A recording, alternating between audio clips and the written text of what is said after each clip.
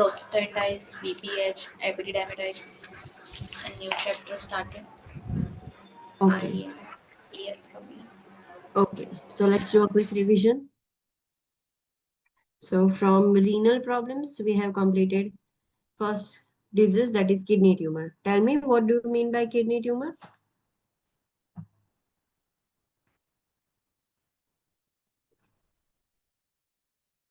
बोलो चलो.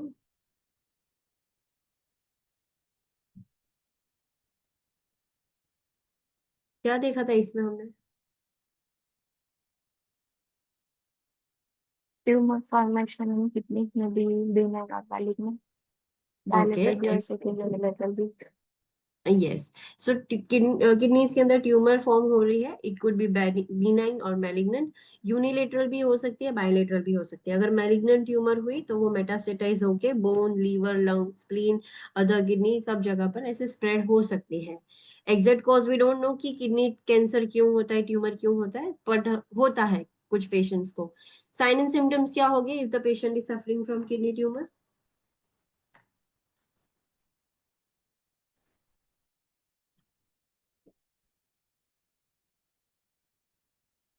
Dull flank pain. Okay. Renal mass palpitation. Pindish cross. cross. Yes, so these are the signs and symptoms. Now, depending on the severity, अगर extensive stage में है cancer 1, 2, 3, 4 ऐसा है, grade tumour का अलग है. So depending on that, sign and symptoms वराई हो सकते हैं. So अब जब क्वेश्चन रीड करो तो जरूरी नहीं है कि ये तीन ही साइन एंड सिम्टम होंगे. ट्रीटमेंट में हम क्या कर सकते हैं? Whenever there is a tumor or cancer, what we can do?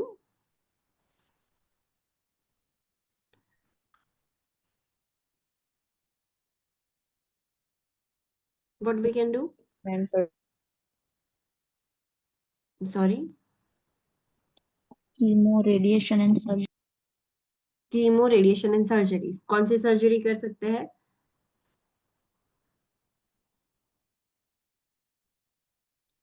Partial nephrectomy या total. ओके. पार्शियल नेफ्रेक्टोमी कौन सी कंडीशन में करेंगे? When we will do partial nephrectomy? In cancer? Renal calcium. Okay. उसमें तो करेंगे, but right now we are talking about tumour. तो partial nephrectomy कब करेंगे आप?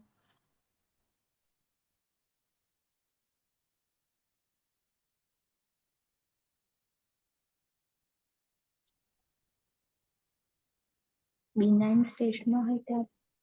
यस, बिनाइन ट्यूमर होगी सो हम पूरी किडनी रिमूव नहीं करेंगे. बिनाइन है तो स्प्रेड नहीं होगा, सो उतना जो पोर्शन जहां पर ट्यूमर है, सो पार्शियल नेफ्रेक्टोमी तब हम कर सकते हैं. बट अगर वो मैलिग्नेंट है सो हमें पूरी किडनी रिमूव करनी होगी. टोटल नेफ्रेक्टोमी नहीं चलेगा. टोटल नेफ्रेक्टोमी करने से क्या होगा, जो एडजेसेंट ऑर्गन्स है वहां पर फिर से हो सकता है, and we don't want to take any chance. So हम रेडिकल नेफ्रेक्टोमी करेंगे. And what is radical nephrectomy?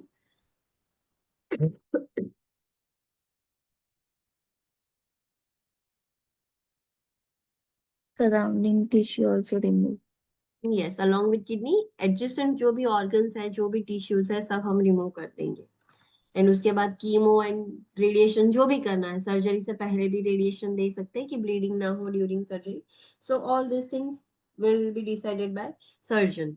Post operative surgery हो गई है, पेशेंट की रेडिकल नेफ्रेक्टोमी कर दिया है, तो उसके बाद हमें हमारा क्या काम है? इंटरवेंशन क्या करोगे आप?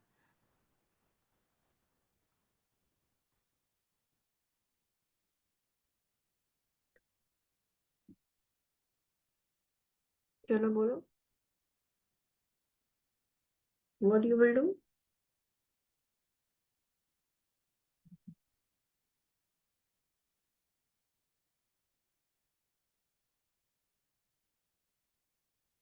We will monitor vital signs, we will monitor for bleeding. Bleeding के लिए चेक करेंगे. ब्लीडिंग हो रहा है तो पता कैसे चलेगा?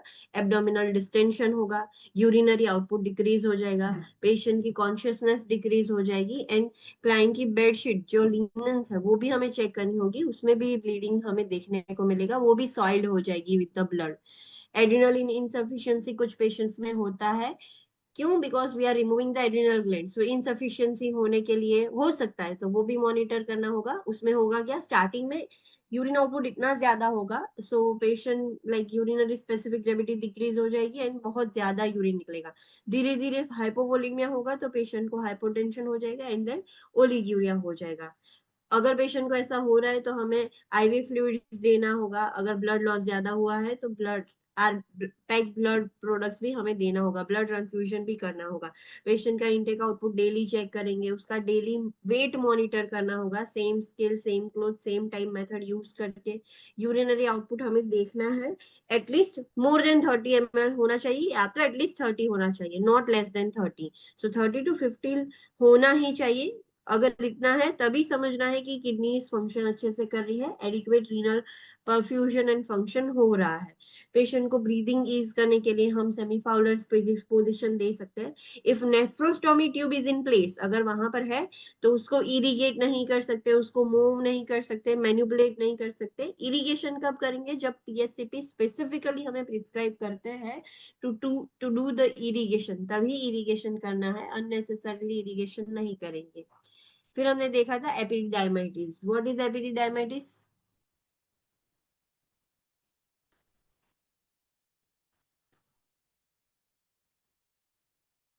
Inflammation of the epididymis. Inflammation of the epididymis. Okay, कैसे होता है inflammation infection?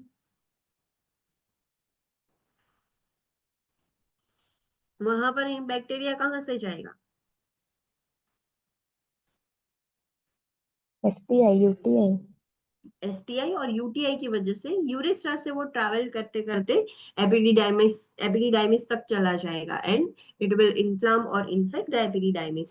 Sign and symptoms क्या होंगे? Epididymis is situated in the scrotum, right? So sign and symptoms क्या होंगे?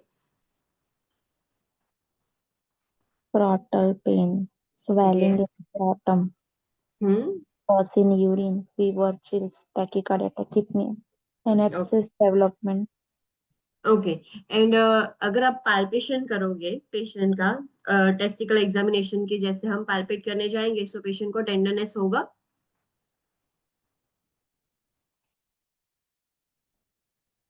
Yes, ऑब्वियसली पेशेंट को फिर हमें वार्म फील होगा। yes, due to Yes, infection. definitely. हाँ, because of infection वो होगा. So though it is not written here, right? But you have to think practically, logically सोचना है। अगर क्वेश्चन में ऐसा दिया है तो सोचना है whether it is possible or not. Sometimes आपको confuse करने के लिए expected and unexpected sign and symptoms साथ में रखे होंगे. So you have to think logically if this sign and symptom can be present in this condition or not. Interventions क्या करेंगे? Main intervention क्या होगी हमारी? Antibiotics. एंटीबायोटिक्स मेन है, बट उसके साथ साथ सिम्टोमेटिक ट्रीटमेंट भी करनी होगी। क्या सिम्टोमेटिक ट्रीटमेंट करोगे?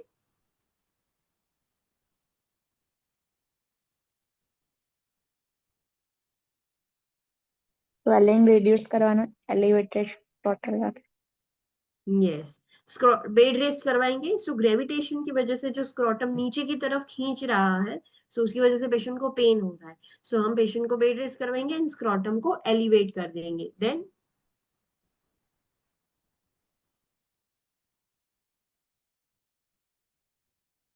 और क्या कर सकते हैं?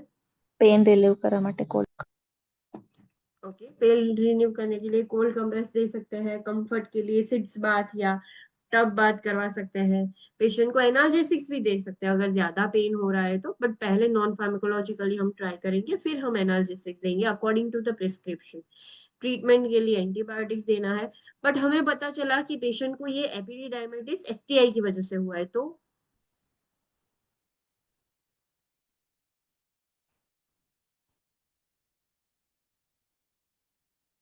if STI is the cause, then what you will do? Antibiotics.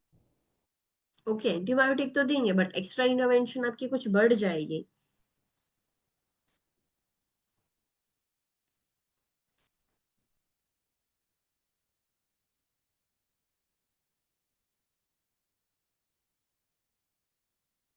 हमें पता चल गया, पेशेंट को हमने एग्जामिन किया।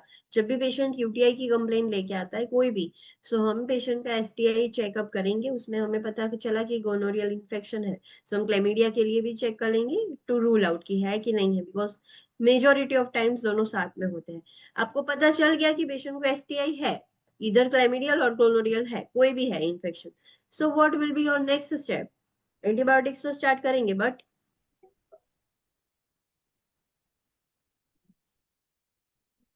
સેક્સ્યુઅલ એક્ટિવિટીઝ અવોઇડ કરવાની ઇન્ફેક્શન સબસાઇડ થાય ત્યાં સુધી. Okay, plus it is advisable in both, UTI की वजह से एपिडिडाइमिटिस हुआ है या एसटीआई की वजह से, दोनों कंडीशन में sexual activity, sensual contact, lifting, straining सब कुछ अवॉइड करना होगा जब तक इन्फेक्शन ठीक नहीं हो जाता। बट स्पेसिफिक एसटीआई की वजह से इन्फेक्शन हुआ है तो आपको एक चीज एक्स्ट्रा करनी पड़ेगी, व्हाट इज दैट? સેક્સ્યુઅલ પાર્ટનરનું બી અસેસમેન્ટ કરાવવાનું છે. यस, उनको बोलना है लास्ट 30 डेज में जो भी आपका सेक्सुअल पार्टनर रहा है उनको भी बुलाना है, उनका भी असेसमेंट करना है, डायग्नोसिस करना है। If they comes out positive then उनको भी ट्रीटमेंट देनी होगी। This is an extra intervention whenever there is STI. STI है मतलब सेक्सुअल कांटेक्ट के पर्सन में जो भी पर्सन उसके पर्सन में कांटेक्ट में आया होगा उसको भी डायग्नोस करना पड़ेगा। एंड जो सेक्सुअल इंटरकोर्स है वो सब तो यूटीआई की वजह से हो या एसटीआई की वजह से, वो अभी कर ही नहीं सकता patient due to infection. Okay, फिर प्रिवेंशन के लिए क्या बोल सकते हो आप? सबसे कॉमनली ये कैसे होता है, अगर पेशेंट को यूटीआई की कुछ हुआ, there is a bacteria in the urethra, so वो बैक्टीरिया सबसे कॉमनली कैसे एपिडिडाइमिस तक पहुंच रहा है, सो वो अवॉइड करने से पेशेंट ये प्रिवेंट कर पाएगा।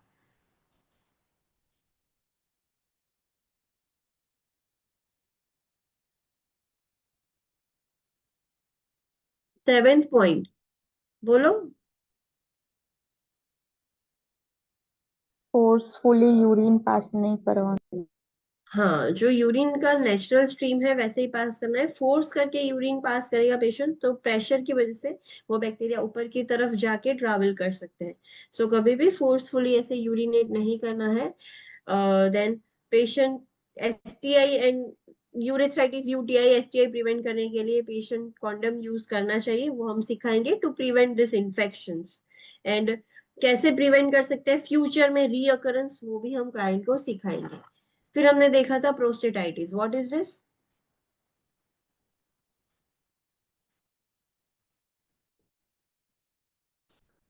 Ma'am yes, scrotal swelling reduce કરવા માટે MgSO4 ને ગ્લિસરીનનું ટ્રેસિંગ કરાવે એ આમાં કરી શકીએ. यस कर सकते हैं। कहीं पे भी एडिमा हो, नॉट ओनली स्क्रोटम, बॉडी में एडिमा होता है सो हम MgSO4 का ड्रेसिंग कर सकते हैं।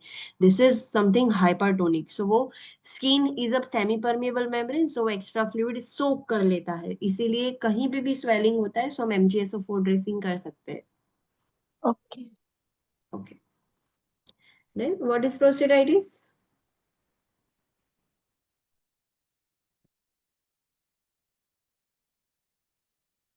Inflammation of Inflammation of prostate. Okay, types of prostatitis. Bacterial What is bacterial and what is abacterial?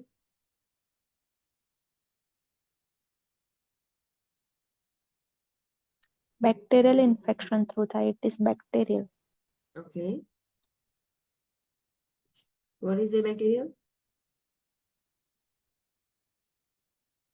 Due to viral infections and decreased sexual. Yes, so उसकी वजह से हो रहा है तो abacterial। बैक्टीरियल प्रोस्टेटाइटिस के साइन एंड सिम्टम्स क्या होंगे?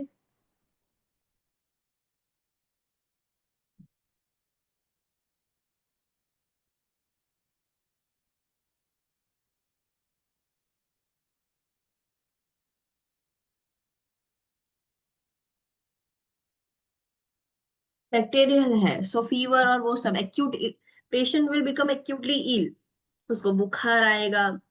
एंड फीवर की वजह से जो भी साइन एंड सिम्टम्स होते हैं, बीमार कैसे हो जाता है पेशेंट वो तो सिम्टम्स होंगे, but along with that patient को फ्रीक्वेंसी, अर्जेंसी एंड डिस्यूरिया होगा, perineal and low back pain होगा, यूरेथ्रल डिस्चार्ज होगा।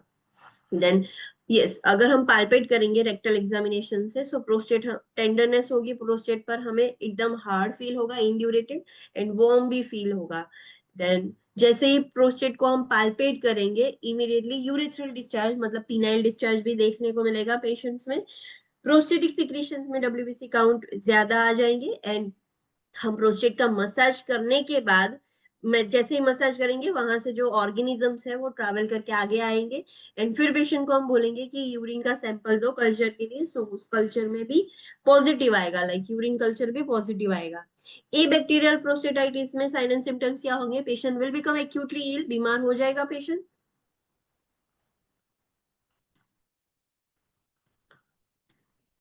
यस और नो?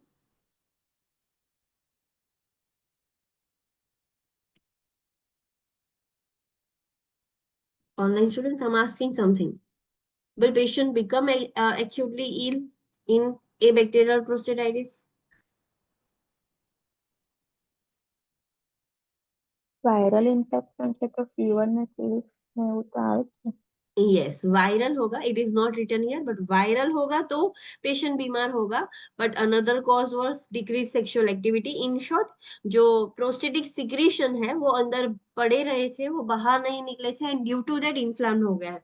तो उसमें patient को like illness और ऐसा कुछ होगा? No. No. So read the question carefully. Abacterial में भी वायरस की वजह से हुआ है तो पेशेंट बीमार होगा, बट ए बैक्टीरियल में विदाउट वायरल इन्फेक्शन हुआ है तो फिर पेशेंट एक्यूटली इल नहीं होगा. तो उसके साइन एंड सिम्टम्स क्या होंगे? बैक एक होगा, dysuria, perineal pain, frequency, haematuria, irregularly enlarged form and tender prostate होगा on palpation. इंटरवेंशन हम मेन क्या कर सकते हैं for bacterial prostatitis? What we can do?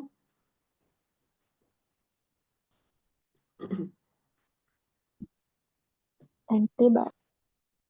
For a bacterial, if it is viral, then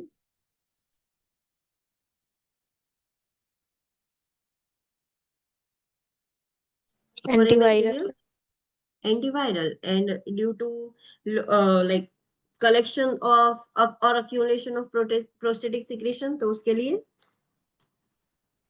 treatment क्या होगी? Massage, masturbation and intercourse. Yes. So in short, we have to drain the prostate. Prostate में जो भी prostatic secretions है वो drain out करने होंगे. Supportive treatment में हम वाइटल्स चेक करेंगे, इनटेक आउटपुट चेक करेंगे पेशेंट का, लाइक फ्लूइड इनटेक एनकरेज करेंगे कि फ्लश आउट हो जाए जो भी पॉजिटिव ऑर्गेनिज्म है. फॉर कंफर्ट सिट्स बात करवा सकते हैं, टब बात करवा सकते हैं, एनाल्जेसिक्स दे सकते हैं, एंटी स्पाज्मोडिक, सो एकदम रिलैक्स हो जाएगा.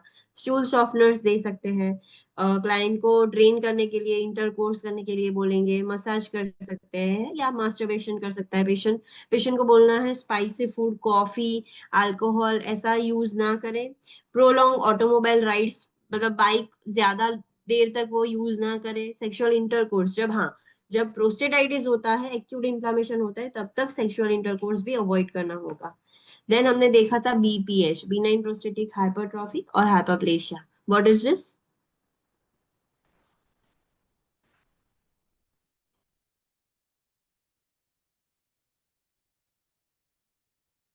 What is this?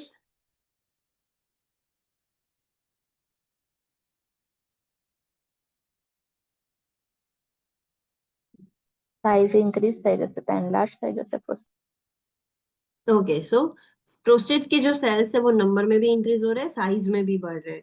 So due to that prostate becomes enlarge. Prostate enlarge हो जाएगा तो उसकी वजह से क्या होगा? urinary flow obstruction થશે, urethra પર pressure. यस, सो यूरेथ्रा कंप्रेस हो जाएगा. धीरे धीरे धीरे पहले पार्शियल ऑब्स्ट्रक्शन होता है एंड धीरे धीरे जैसे जैसे प्रोस्टेट बढ़ता रहेगा कंप्लीट ऑब्स्ट्रक्शन हो जाएगा. सबसे कॉमनली बीपीएच कौन से पेशेंट में देखने को मिलता है?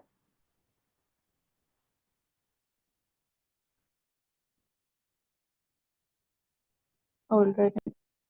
Older patients, yes. So 50 years या उससे ज्यादा है उनमें सबसे कॉमन है. यंग इंडिविजुअल्स में नहीं देखने को मिलता है. What is the early sign of BPH?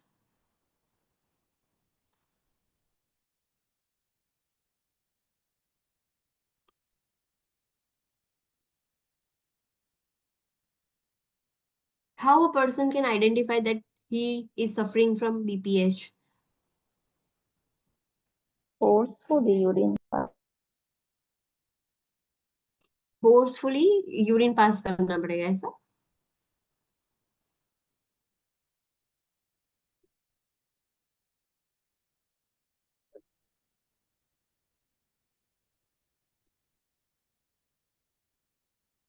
What is the early sign?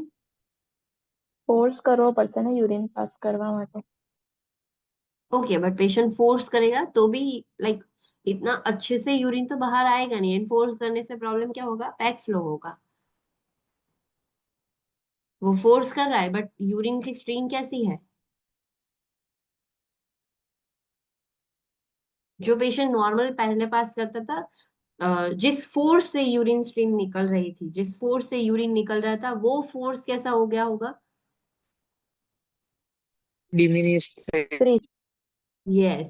So urine की स्ट्रीम पहले जितनी थी उससे साइज भी कम हो गई होगी. मतलब जब यूरिन पेशेंट पास करेगा सो एकदम पतली धार निकलेगी यूरिन की, एंड जो पहले फोर्स से निकलता था यूरिन, अब वो इतने फोर्स से नहीं निकल पाएगा. सो उसका फोर्स एंड स्ट्रीम दोनों डिक्रीज हो गए हैं. No doubt to urinate patient will apply the force, but actually में ये सिम्टम देखने को मिलेगा पेशेंट में. सो उससे this is the early sign that patient might having a BPH. और फिर हम कंफर्म करने के लिए रेक्टल एग्जामिनेशन करेंगे, पाल्पेट करेंगे, तो हमें पता चल जाएगा.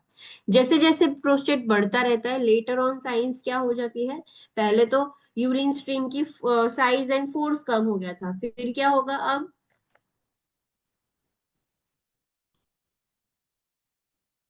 Patient can start the urination. Patient call जा रही है, चलो patient wants to go washroom, so वो यूरिनेट मतलब स्ट्रीम स्टार्ट कर पाएगा पेशेंट?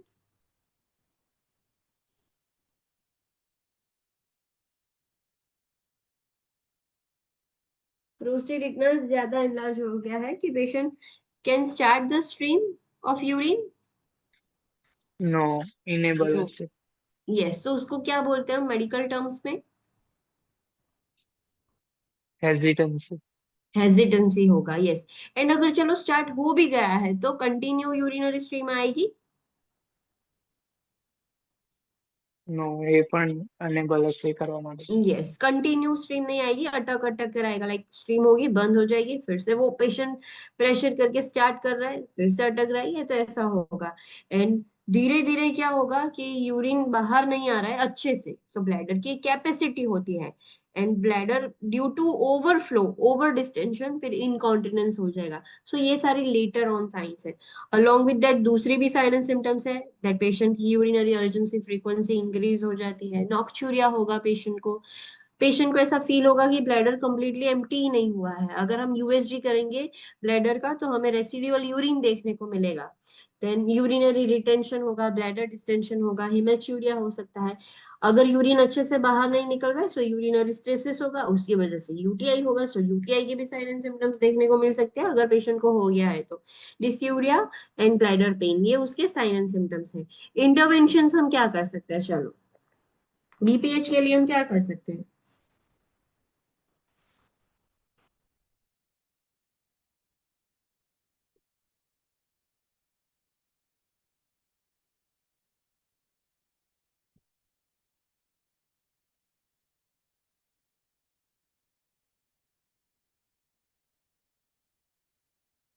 क्या कर सकते हैं बोलो? यूरिन तक इंक्रीज कर सकते. फ्लूइड इनटेक इंक्रीज कर सकते हैं, ओके. बट फ्लूइड इनटेक बढ़ाने से बीपीएच ठीक हो जाएगा? जो सिम्टम एनलार्जमेंट. हाँ.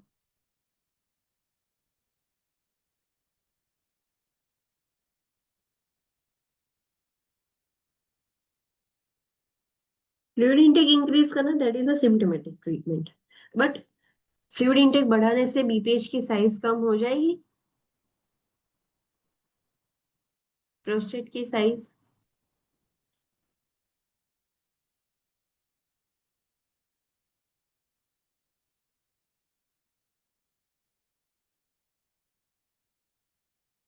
I am asking something.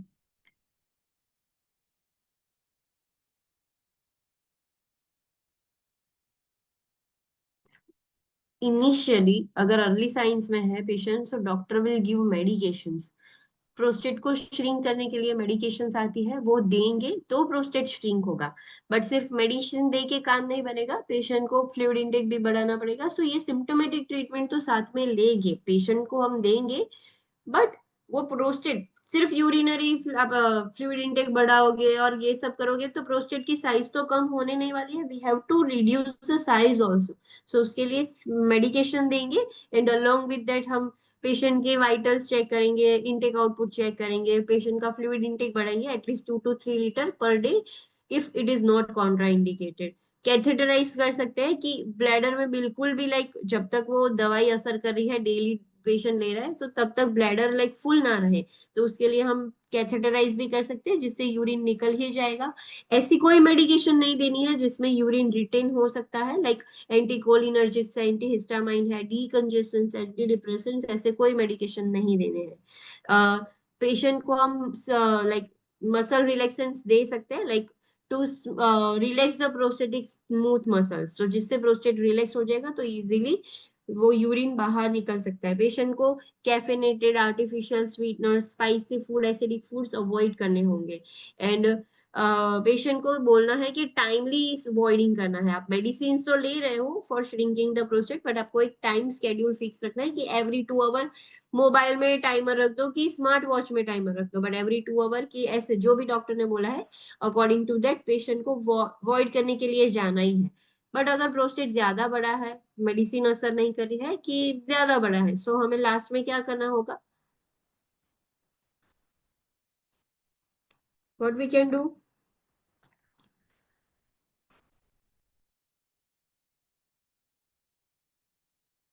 We have to do the surgery, prostatectomy या resection of prostate, in short surgery करके प्रोस्टेट रिमूव करना होगा। We have already studied that.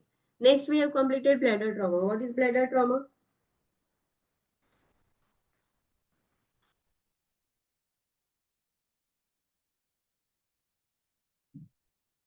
What is bladder trauma?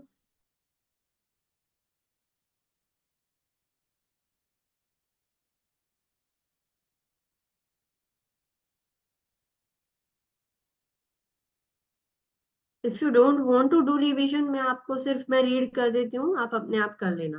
Bladder trauma, yes बोलो। લર્ન્ટ injury થશે કાં તો કોઈ પેનિટ્રેટ થઈ જશે વસ્તુ કે જેનાથી બ્લેડર ટ્રોમા થશે. यस, ब्लैडर ट्रॉमा मतलब ब्लैडर में इंजरी हुई है ड्यू टू ब्लंट और पेनिट्रेटिंग वुंड। ब्लंट है मतलब सिर्फ एक फोर्सफुली पेशेंट हिट हुआ है जिसकी वजह से एब्डोमिनल वॉल पर प्रेशर पड़ा है, उसके पीछे ब्लैडर था तो उसके ऊपर कंप्रेशन हुआ। पेनिट्रेटिंग मतलब कुछ शार्प चीज ने आर पार हो गई है, सो स्टैबिंग, चाकू मार दिया है, गोली लग गई है, या कोई भी शार्प ऑब्जेक्ट जो एब्डोमिनल वॉल ऐसे चीर कर अंदर चली गई है। सबसे common bladder trauma common cause क्या है जो दोनों का कॉम्बिनेशन है?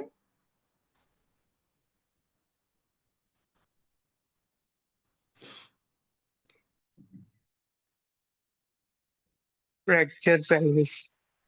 Okay, fracture pelvis. तो पेशेंट जोर से कहीं पर हिट हुआ, उसकी वजह से बाहर से कुछ पेनिट्रेट नहीं हुआ बट अंदर पेल्विस ही फ्रैक्चर हो गया। अब जैसे ही पेल्विस फ्रैक्चर हो जाएगा उसके फ्रेगमेंट्स ब्लैडर में पेनिट्रेट कर सकते हैं। सो इसमें ब्लंट ट्रॉमा की वजह से पेनिट्रेटिंग इंजरी हो गई। साइन एंड सिम्टम्स क्या होंगे? So there will be anuria, haematuria, below the level of umbilicus pain हो रहा है, एंड वो पेन रेडिएट होके, इतना याद रखना है जब भी कुछ चीज रप्चर होती है, स्प्लीन रप्चर होता है या एक्टोपिक प्रेगनेंसी रप्चर होती है, कुछ जब मेजर चीज यहाँ पर रप्चर होती है, फटती है, कुछ प्रॉब्लम होता है, सो वो पेन रेडिएट होके शोल्डर तक जा सकता है। Patient will become nauseated and vomiting होगी पेशेंट को। ट्रीटमेंट के लिए आप क्या करोगे? Main treatment, not symptomatic, main treatment क्या करोगे?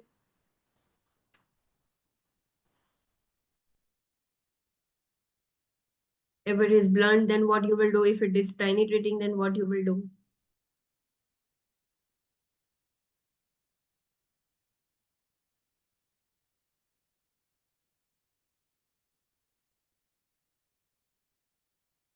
If it is blunt injury, we have to do catheterization.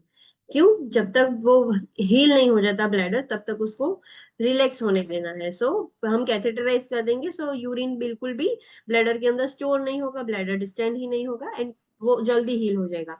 But catheterization करने से पहले यूरिनरी मीटर्स चेक करना होगा। If you see the blood at meatus, we can not do urinary catheterisation. हमें पहले retrograde यूरेट्रोग्राम करना होगा, चेक करना होगा कि एक्चुअली वहां पर इंजरी है या नहीं। And we found out that patient is having injury, so फिर हम क्या करेंगे, we cannot do the urinary catheterization, so हम क्या करेंगे,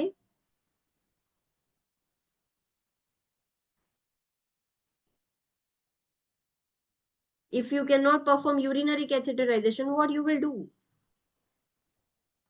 suprapubic catheter. suprapubic catheterization करना होगा. Okay, if there is a penetrating injury, then what you will do, Surgical repair, laceration. Surgically repair करना होगा. We have to take stitches. अगर laceration है, cut लग गया है, कुछ भी है, तो हमें सर्जरी करके उसको ठीक करना होगा.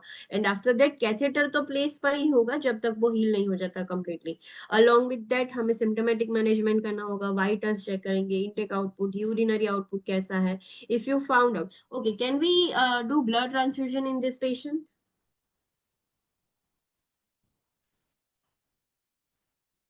ब्लड ट्रांसफ्यूजन कर सकते हैं.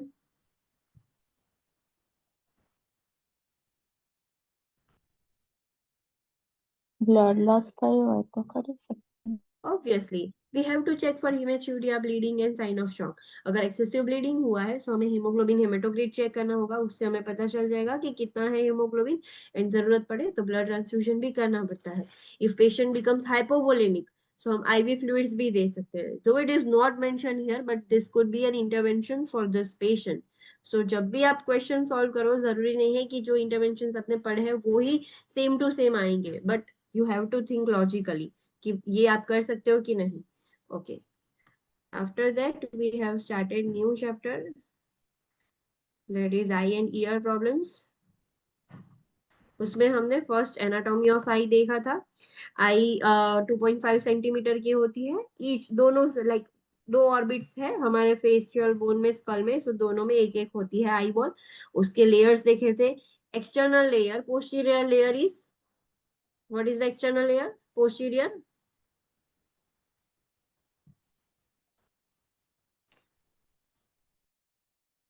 What is the external layer of eye? Sclera. And anteriorly it forms Cornea. cornea. What is the middle layer? Posteriorly and anteriorly क्या है?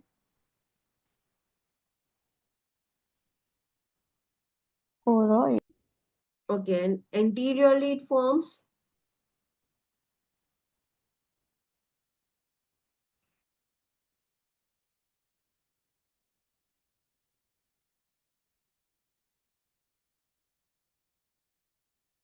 क्या है? Choroid आगे आगे क्या? Choroid gets converted into what? Ciliary body. Ciliary body and Iris. iris. So तीनों को combine हम क्या बोल सकते हैं? Uveal tract. Uveal tract. Okay. फिर ओके, कोरोइड है वो लाइक रेटिना के साथ तो इजीली अटैच, मतलब बहुत अच्छे से अटैच है, बट स्क्लेरा से वो इजीली डिटैच हो सकता है. कोरोइड का काम क्या है? रेटिना को ब्लड सप्लाई देना. Choroid is rich in blood supply, right. So retina को ब्लड सप्लाई कोरोइड की वजह से मिल रहा है. अगर रेटिना कोरोइड से सेपरेट हो जाएगा तो फिर रेटिना को ब्लड सप्लाई अच्छे से नहीं मिलेगा. ओके, इंटरनल लेयर कौन सा है?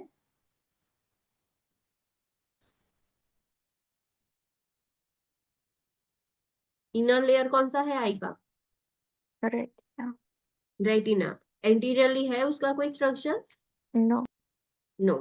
Retina, that is the main layer, main receptive layer of eye. उसमें रॉड सेल्स होते हैं, कॉन सेल्स होते हैं. रॉड सेल्स का काम क्या है?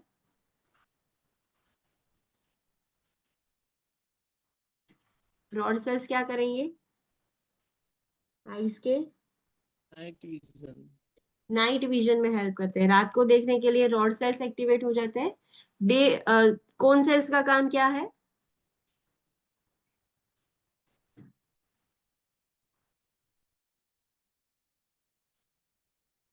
Day vision and color vision. Yes, so दिन में जो विजन दिखता है, कलर विजन जो दिखता है, सेंट्रल विजन जो दिखता है, वो कौन सेल्स का काम है? Okay, so it is the only layer, retina is the only layer जहां पर हम इमेज परसीव कर सकते हैं. Choroid and sclera are not for vision. फिर आई के बीच में विट्रस बॉडी होती है. विट्रस बॉडी क्या है? एक स्पेस है. लेंस और रेटिना के बीच की एक स्पेस है जिसको हम विट्रस बॉडी बोलते हैं. विट्रस बॉडी के अंदर एक जेल सब्सटेंस होता है जिसको हम विट्रस बोलते हैं. वो जेल सब्सटेंस होता है, वो आई का शेप मेंटेन करने के लिए हेल्प करता है. फिर हमने देखा था ऑप्टिक डिस्क. ऑप्टिक डिस्क क्या है? What is the optic disc?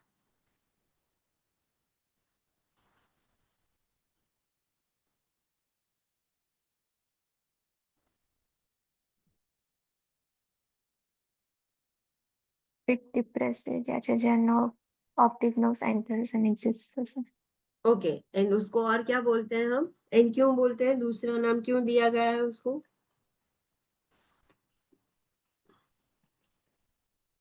Blind spot. क्यों ब्लाइंड स्पॉट बोलते हैं? Only nerve Only fibers. nerve fibers अच्छे photoreceptor નથી. यस, सो रेटिना के लेयर में एक डिप्रेस्ड पोर्शन है जहां से नर्व एंटर करती है एंड एग्जिट करती है. उसको हम बोलते हैं ऑप्टिक डिस्क. उसको ब्लाइंड स्पॉट भी बोला जाता है बिकॉज वहां पर कोई फोटो रिसेप्टर सेल्स नहीं है, सिर्फ नर्व फाइबर्स है जिसका काम है जो मैसेज है उसको सिर्फ कैरी करना, ट्रांसपोर्ट करना, रिसीव करने का काम फोटो रिसेप्टर सेल्स का है जो वहां पर नहीं होते हैं. फिर हमने देखा macula lutea. What is macula lutea?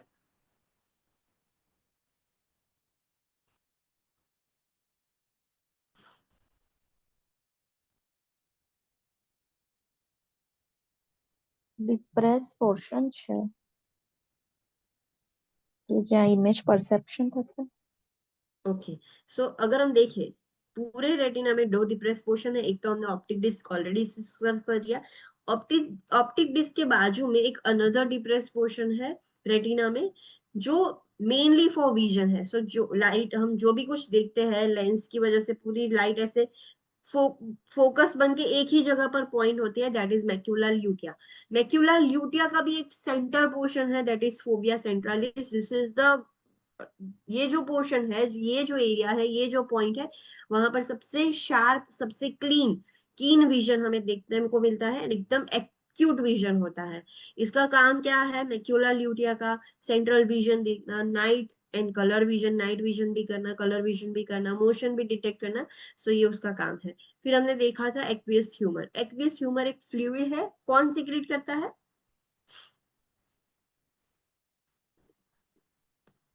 Aqueous Vitreous humour body. Is vitreous body.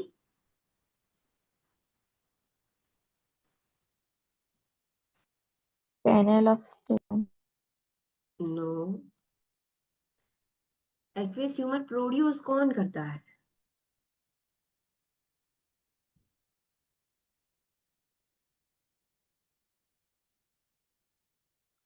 Canal of scalp का काम क्या है? Drain out करे तो fluid. हाँ, वो ड्रेन आउट करने में हेल्प करता है. सो अगर एक्सेस हो जाएगा तो उसमें से निकालने का काम कैनल ऑफ स्कैल्प करती है. जो आउटर सरफेस पर है लाइक आइरिस और कॉर्निया के बीच में बाहर की साइड होता है, ओपनिंग होता है पूरी लाइक कॉर्निया की सरफेस पर जहां से वो निकल जाएगा. बट प्रोडक्शन कहाँ से होगा फ्लूइड का? Ciliary body. Body. Ciliary body. Yes, ciliary body उसको प्रोड्यूस करती है. एंड फिर वो एंटीरियर एंड पोस्टीरियर चैम्बर में होता है. What is anterior chamber?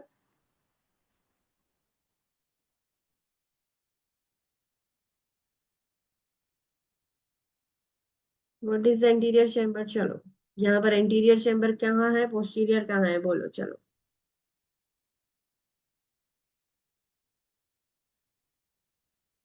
This is anterior, this is posterior.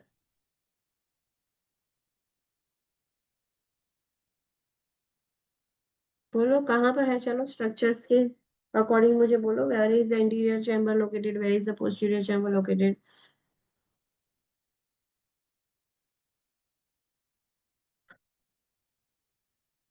Anterior chamber is the space between which two structures?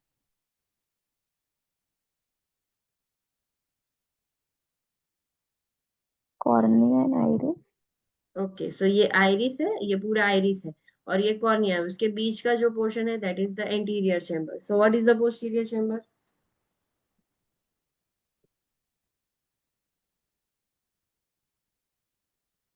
Iris and lens. Okay, so ये iris and ये lens के बीच का जो portion है, ये जो आपको डार्क पोर्शन दिख रहा है that is called as posterior chamber. Okay, ये भी पोस्टीरियर है but not this one posterior. इसमें जेल जैसा होगा, इसमें फ्लूइड जैसा होगा। समटाइम्स पूरा कंबाइनली भी हम ऐसा बोलते हैं कि एक्वेस ह्यूमर, बट ये डिफरेंस याद रखना है, कंफ्यूज नहीं होना है। ओके, फिर कैनाल ऑफ स्केल हमने देखा। लेंस, लेंस एक कॉन्वेक्स स्ट्रक्चर है जो लाइक आइरिस के पीछे होता है एंड विट्रस बॉडी के आगे होता है। सो वहां पर एक लेंस है। लेंस का काम क्या है? जो भी चीज हम देखते हैं उसको फोकस करना on the retina at the macula lutea, macula lutea पर पॉइंट करना।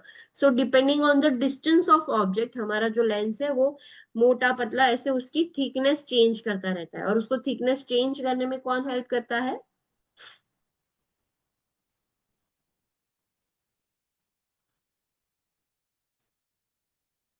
Who helps the lens to change the thickness?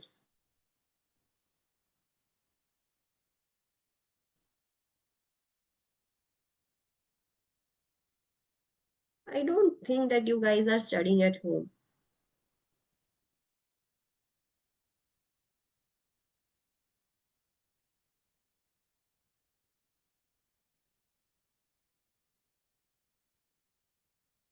Sometimes I feel that I'm teaching the small students, like KG के students होते हैं ना, nursery, junior KG, senior KG वाले students, जो ciliary body में ciliary muscles हैं वो लेंस की थिकनेस एडजस्ट करने में हेल्प करते हैं। फिर हमने देखा कंजक्टिवा। कंजक्टिवा पूरा एक कवरिंग होता है जो आईज के साथ अटैच होता है। हम ऐसे आईलिड नीचे करेंगे तो हमें देखने को मिलेगा। देन लैक्रिमल ग्लैंड हमने देखा था। ये जो आईज है दोनों नोज की तरफ नीचे, आईज के नीचे ग्लैंड होते हैं जिसका काम है टीयर को प्रोड्यूस करना। अब वो टीयर बाहर कहाँ से निकलेंगे? सो जैसे ही आप लोअर आईलिड नीचे करोगे आपको एक होल जैसा दिखेगा, that is the punctum of lacrimal gland. वहां से टीयर बाहर निकलेंगे। फिर हमने देखा था आई मसल्स, जो आईज की मूवमेंट के लिए हेल्प करते हैं। आई मसल्स कभी भी इंडिपेंडेंटली वर्क नहीं करते, they have to work in a pair. अगर आई को एक साइड मूव करना है तो एक साइड के मसल्स उसको खींचेगी, दूसरी साइड के मसल ऑपोजिट जो मसल है वो उसको रिलैक्स करके उस तरफ भेजेंगे, तभी आई मूवमेंट हो पाएगी। सो रेक्टस मसल आईज को ईयर्स की तरफ खींचते हैं, टेम्पोरली खींचते हैं, एंड ऑब्लिक मसल्स आईज को नोज की तरफ खींचेंगे। फिर हमने नर्व सप्लाई देखा था। मेनली 4 नर्व सप्लाई करती है आईज को, 2, 3, 4 and 6। Optic nerve, oculomotor, trochlear and abducens. Optic nerve का काम है देखना, बाकी 3 जो नर्व्स है उसका काम मूवमेंट करना है, they are motor nerves. Blood vessels, 2 vessels है, एक आर्टरी एक vein, ophthalmic artery and ophthalmic vein. Ophthalmic artery का काम हो ऑक्सीजनेटेड ब्लड आईज की तरफ लाना, ऑप्थेल्मिक वेन का काम है डीऑक्सीजनेटेड ब्लड आईज से ले जाना। Okay, any doubt in anatomy and physiology of eye?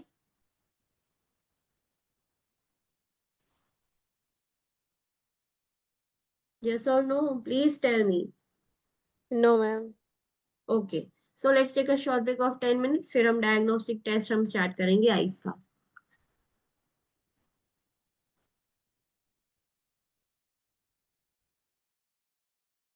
Artery of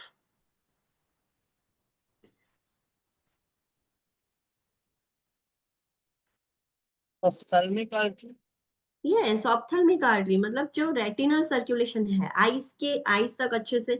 जैसे कोरोनरी एंजियोग्राफी में क्या होता था, हम कोरोनरी आर्टरी देखकर चेक करते थे कि बीच में कुछ ब्लॉकेज है, क्या प्रॉब्लम है, सर्कुलेशन चेक करने के लिए।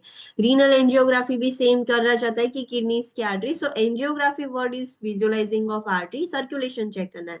फ्लोरोसेंस मतलब हम एक डाई भी, फ्लोरोसेंट डाई यूज करके हम देखेंगे सर्कुलेशन कैसा है। So let's see a detailed imaging and recording of ocular circulation, that is circulation of eye, by series of photographs after photographs taken after the administration of dye. So हम dye insert करेंगे, हाथ से ही die insert किया जाता है, patient के हाथ में से डाई इंसर्ट करेंगे, वो डाई ट्रैवल करके आंख तक जाएगी एंड देन जब वो आंख पर होती है तब हम कंटिन्यूअसली फोटोग्राफ्स लेते रहते हैं। सो हमें प्रॉपर सर्कुलेशन पता चल जाएगा कि आईज में कैसा है। डाई अगर आगे नहीं जा पा रही है किसी चीज के आगे, सो हमें पता चल जाएगा कि वहां पर कुछ ब्लॉकेज है या कुछ भी प्रॉब्लम है सर्कुलेशन में, तो वो हमें पता चल जाएगा। It is used to assess the problems with retinal circulation. Circulation में कुछ प्रॉब्लम है तो पता चलेगा। कैसे problem? such as those occurs in diabetic retinopathy. Diabetes की वजह से जो एंडोथेलियल लेयर है अंदर का वो डैमेज हो जाता है। सो डायबिटिक रेटिनोपैथी में सर्कुलेशन इम्पेयर्ड हो जाता है, रेटिना तक सर्कुलेशन नहीं हो पाता है, पेशेंट धीरे धीरे ब्लाइंड हो जाता है। सो उसमें पता चलेगा। रेटिनल ब्लीडिंग हो रहा है, कोई आर्टरी अंदर रप्चर हो गई या प्रॉब्लम हो रहा है, सो ब्लीडिंग भी पता चलेगा। मैक्यूलर डीजनरेशन भी पता चलेगा। जैसे ही रेटिना को ब्लड सप्लाई नहीं मिलेगा, रेटिना जैसे मायोकार्डियल डीजनरेट हो जाता था, तो वैसे आईज का रेटिना भी इस्केमिक हो जाएगा। एंड मेन हमारा मैक्यूला डैमेज हो गया तो फिर पेशेंट को दिखना बंद हो जाएगा। इंट्राक्यूलर ट्यूमर्स होगी तो भी हमें ये फ्लोरोसेंस एंजियोग्राफी से पता चल जाएगा। सो प्री प्रोसीजर, ये प्रोसीजर करने से पहले आपको क्या काम करना होगा? So assess the client for allergies and previous reactions to dye. पहले पेशेंट को असेस कर लो, किसी चीज की एलर्जी है, आयोडीन या सी फूड या जो भी, लाइक उसकी एलर्जी है, पहले कभी रिएक्शन हुआ है, पहले कभी डाई का टेस्ट करवाया है, इन्फॉर्म कंसेंट लेनी पड़ेगी। माइड्रियाटिक मेडिकेशन हमें डालनी होगी, आई ड्रॉप्स डालने होंगे, राइट। अब ये दो वर्ड याद रखने हैं फॉर द आईज। कहीं पे भी माइड्रियाटिक एंड माइटोटिक वर्ड आए, माइड्रियाटिक वर्ड का मतलब क्या है? डायलेशन।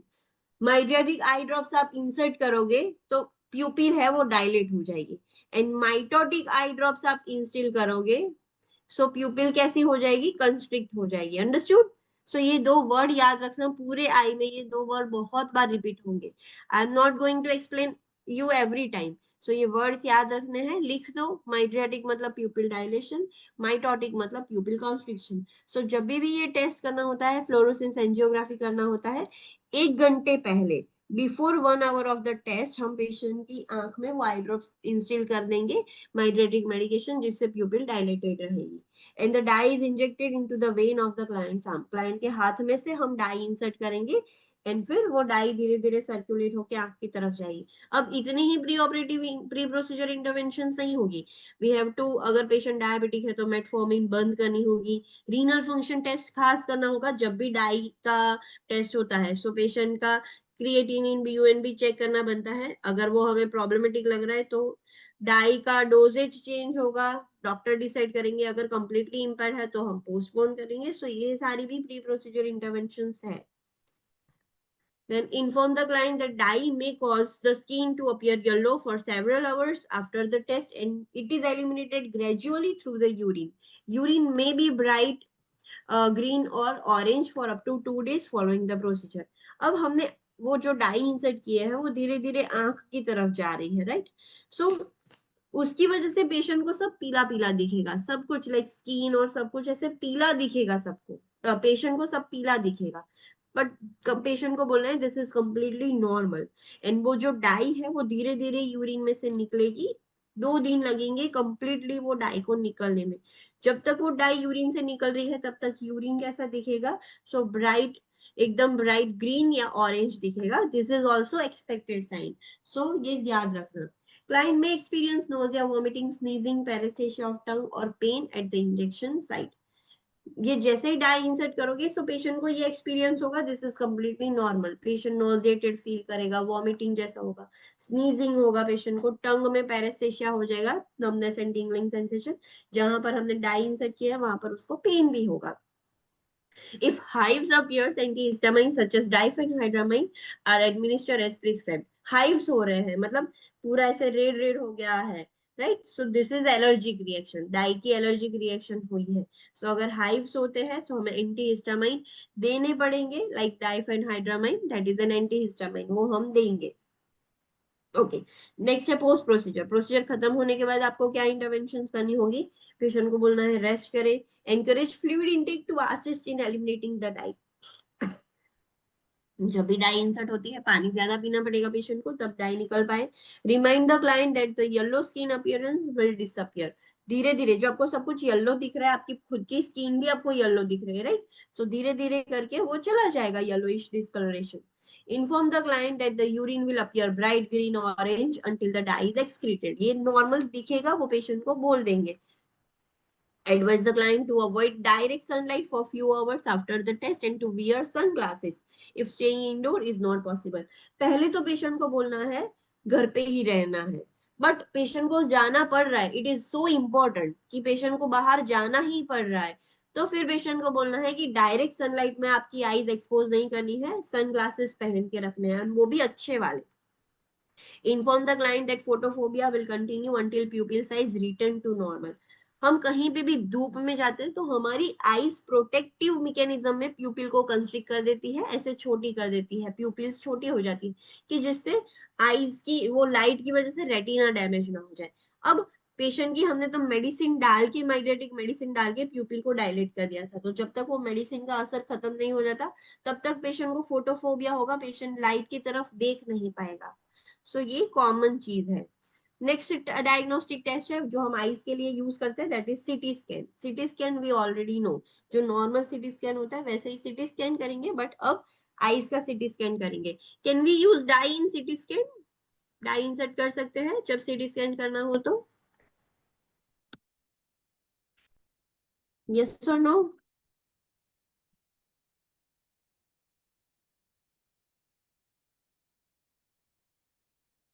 डाई वाला सीटी स्कैन कर सकते हैं कि नहीं कर सकते?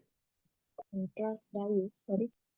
यस, कुछ टेस्ट करने होते हैं सीटी स्कैन में तो डाई यूज कर सकते हैं, विदाउट डाई भी कर सकते हैं सीटी, डाई वाला भी सीटी कर सकते हैं.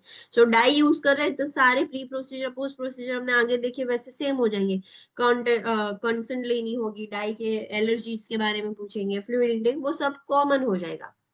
एंड विदाउट डाई कर रहे हैं तो सिर्फ सीटी स्कैन करके निकाल देना है पेशेंट को, कोई एक्स्ट्रा लाइक प्रिपरेशन करने की जरूरत नहीं पड़ेगी. सो this test is performed to examine the eye, bony structures around the eye and extraocular muscles. CT scan करने से एक तो आई का एग्जामिनेशन हो जाएगा, बोनी स्ट्रक्चर्स, ये पूरा लाइक कभी कभार लाइक पेशेंट को इंजरी हुई है, फेशियल बोन फ्रैक्चर हुआ है, उसमें ये ऑर्बिट फ्रैक्चर हो गई है कि क्या हुआ है वो भी पता चल जाएगा, एंड मसल्स के बारे में भी पता चल जाएगा यूजिंग अ CT स्कैन.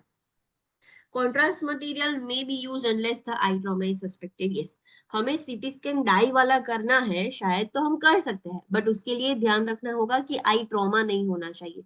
अगर आई ट्रॉमा है, आपको डाउटफुल लग रहा है कि आंख में कुछ इंजरी हुई है, so we can not use the contrast dye. अगर इंजरी नहीं है तभी हम कॉन्ट्रास्ट मीडियम यूज कर सकते हैं, ये चीज ध्यान रखनी है. इंटरवेंशंस क्या करेंगे ये सीटी स्कैन के पहले? So no special client preparation और follow up care is required. CT scan करने में कुछ पहले भी प्रिपरेशन करने की जरूरत नहीं है, फॉलोअप कुछ जरूरत नहीं. सिंपली पेशेंट आएगा, हम सीटी स्कैन के मशीन में उसको सुला देंगे एंड सीटी स्कैन कर लेंगे. बट अगर डाई इंसर्ट करनी है तो हमारा काम बढ़ जाता है.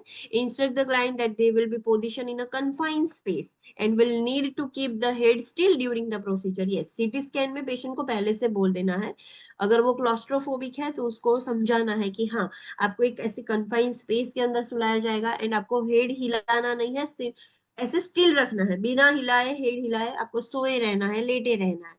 and ask about and document allergies and previous exposure to contrast. अगर contrast यूज कर रहे हैं तो पहले पूछ लो कि पहले कभी एलर्जी मतलब contrast यूज किया था तो एलर्जी हुई थी, क्या हुआ था, ऐसा सब पूछ लेंगे. एंड प्री प्रोसीजर जो हमने आगे देखे, वो प्रोसीजर जो आगे देखे वो सेम स्टेप्स कर सकते हैं if we are using contrast CT scan.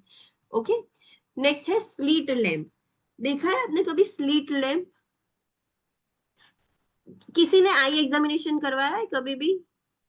I test checkup के लिए गया है कोई? Any student? Yes ma'am. Okay, so कैसे होता था चेकअप? आपको डॉक्टर्स कैसे देखते थे आपकी eyes?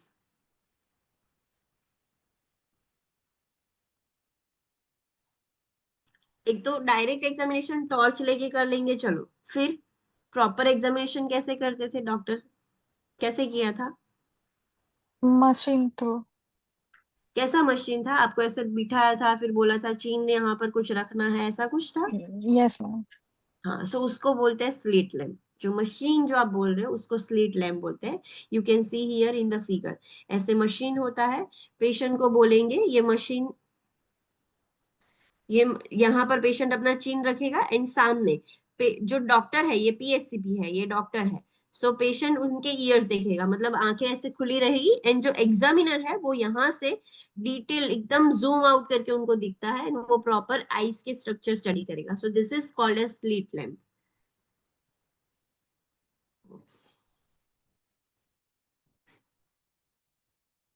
So it allows the examination of the anterior ocular structures under a microscopic magnification. आगे के जो आंखों के स्ट्रक्चर्स हैं वो ही दिखेंगे, पीछे का तो हमें दिखेगा नहीं. सो एकदम माइक्रोस्कोपिक मैग्नीफाइंग होके हमें आगे के ocular structures देखने को मिल सकते हैं using a slit lamp. The client leans on the chin rest to stabilize the head while a narrowed beam of light is aimed so that it illuminates only a narrow segment of the eye.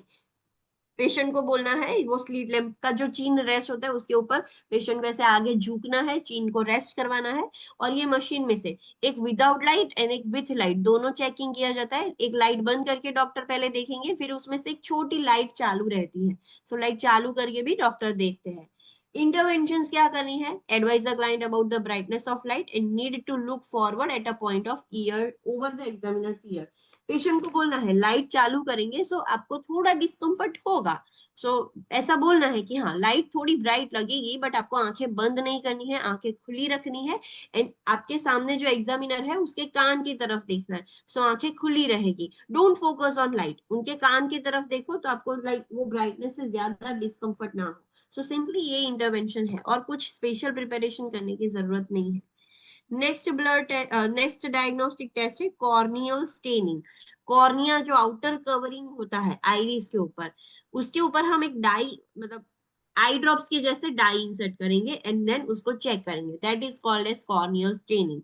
सो क्या होता है, एक topical die, मतलब eye drops की बात हो रही है. सो आई ड्रॉप्स में डाई होगी अब. So a topical dye is instilled into the conjunctival sac to outline the irregularities of corneal surface that are not easily visible. ये चीज याद रखनी है. जब भी आई ड्रॉप्स हम एडमिनिस्टर करते हैं, आई ड्रॉप्स ऐसे सीधा स्क्लेरा ऊपर हम नहीं पोर कर सकते. आई ड्रॉप्स ऑलवेज हमें लोअर कंजक्टिवा पर ही डालने होते हैं. सो आप डाई वाला यूज कर रहे हो या माइड्रेटिक कोई भी मेडिकेशन आई ड्रॉप्स के फॉर्म में है तो सीधा स्क्लेरा पर मत डालो, उसको लोअर आईलिड नीचे करके कंजक्टिवा पर ही हम उसको पोर करेंगे या इंस्टिल करेंगे. सो पेशेंट को ये डाई वाले जो आई ड्रॉप्स है वो हम कंजक्टिवल सेप के ऊपर हम 2 ड्रॉप्स डाल देंगे. उससे क्या होगा, हमें पता चलेगा कि कोई भी कॉर्नियल इरेगुलरिटीज है या नहीं जो हम इजीली नहीं देख सकते. कॉर्निया एक ट्रांसपेरेंट मेम्ब्रेन है तो हमें इजीली पता नहीं चलेगा कि कुछ छोटी छोटी इरेगुलरिटीज होगी. तो सो हमें ये डाई इंसर्ट करनी पड़ती है. एंड अब डाई इंसर्ट करने के बाद क्या करना है, the eye is viewed through a blue filter and a bright green colour indicates the area of non intact corneal epithelium. अब पेशेंट को एक स्पेशल ब्लू लाइट के नीचे वो आंखें उसकी चेक की जाती है. अंधेरा होता है रूम में, ब्लू लाइट के अंदर वो चेक किया जाता है. जहां जहां आपको ग्रीन कलर, एकदम ब्राइट ग्रीन कलर दिख रहा है, that indicates that patient is having a problem. वहां पर कॉर्निया जो कॉर्निया इंटेक्ट होना चाहिए, सील्ड होना चाहिए, वो सील्ड नहीं है. यू कैन सी हियर, देखो बहुत सारे अलग अलग इमेजेस है. वो डाई इंसर्ट करने के बाद पेशेंट आंखें ब्लिंक करता है, 2-3 बार आंखें चालू बंद करेगा तो उससे वो डाई पूरी आंख पर ऐसे स्प्रेड हो जाएगी. सो जहां जहां हमें ब्राइट ग्रीन कलर दिख रहा है, राइट, ऐसे ब्राइट ब्राइट, इसका मतलब कि ये कॉर्निया वहां से इंटेक्ट नहीं है. Understood the test? पता चला? यस और no? Yes ma'am. Yes, completely. कहीं पे भी आपको ब्राइट ग्रीन नहीं दिख रहा है, दिस इज कंप्लीटली हेल्दी. यहाँ पर देखो कहीं पे भी कॉर्निया के ऊपर ब्राइट ग्रीन नहीं है, आसपास है, बाहर है, बट कॉर्निया कंप्लीटली इंटेक्ट है. ये सारे कंडीशंस में कॉर्निया इंटेक्ट नहीं है, देखो. So this is how you have to study. यहाँ पर भी इंटेक्ट नहीं है, यहाँ पर भी थोड़ा थोड़ा बीच में नहीं है, ये कंप्लीट है, ये भी कॉर्निया कंप्लीटली इंटेक्ट है, बाकी सब में कॉर्निया इंटेक्ट नहीं है. So this is how it is done. Okay, interventions क्या करेंगे हम? If the client wears contact lens, the lens must be remove. हाँ, अगर क्लाइंट्स लेंस पहनता है तो लेंस पहले निकालने होंगे, फिर हम डाई इंसर्ट कर सकते हैं. The client is instructed to blink after the dye has been applied to distribute the dye evenly across the cornea. Patient को बोलना है जैसे ही डाई हम इंसर्ट कर दे, 2 ड्रॉप्स ऐसे डाल दे, फिर आपको आंखें ब्लिंक करनी होगी 2-3 बार, सो जिससे पूरी डाई पूरी आंखों में स्प्रेड हो जाए, एंड फिर हम ब्लू लाइट के अंदर देखेंगे उसकी आंखें. Okay, that was all about corneal staining. Next test है टोनोमेट्री. टोनोमेट्री पता है क्या है, कभी सुना है? यस और no?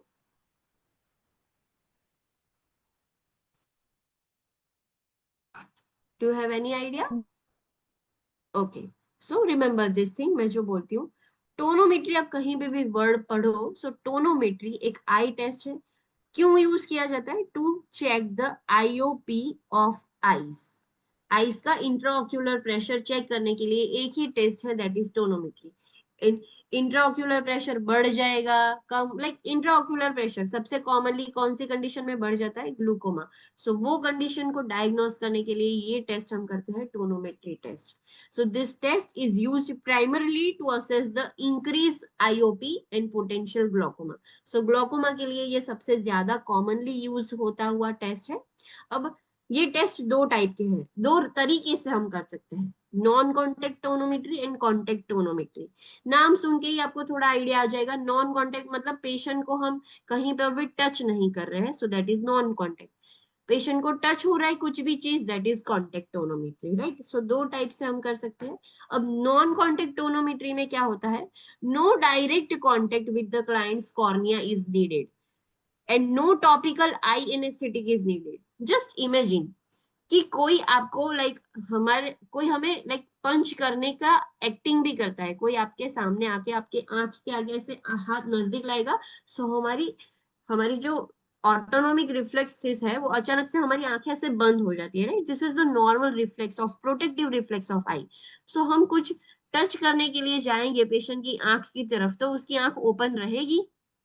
Can patient is patient able to open, keep eyes open? Patient eyes open रख पाएगा अगर हम आंख की तरफ कॉर्निया को कुछ टच करने के लिए जाएंगे तो? No ma'am. No, it is not possible.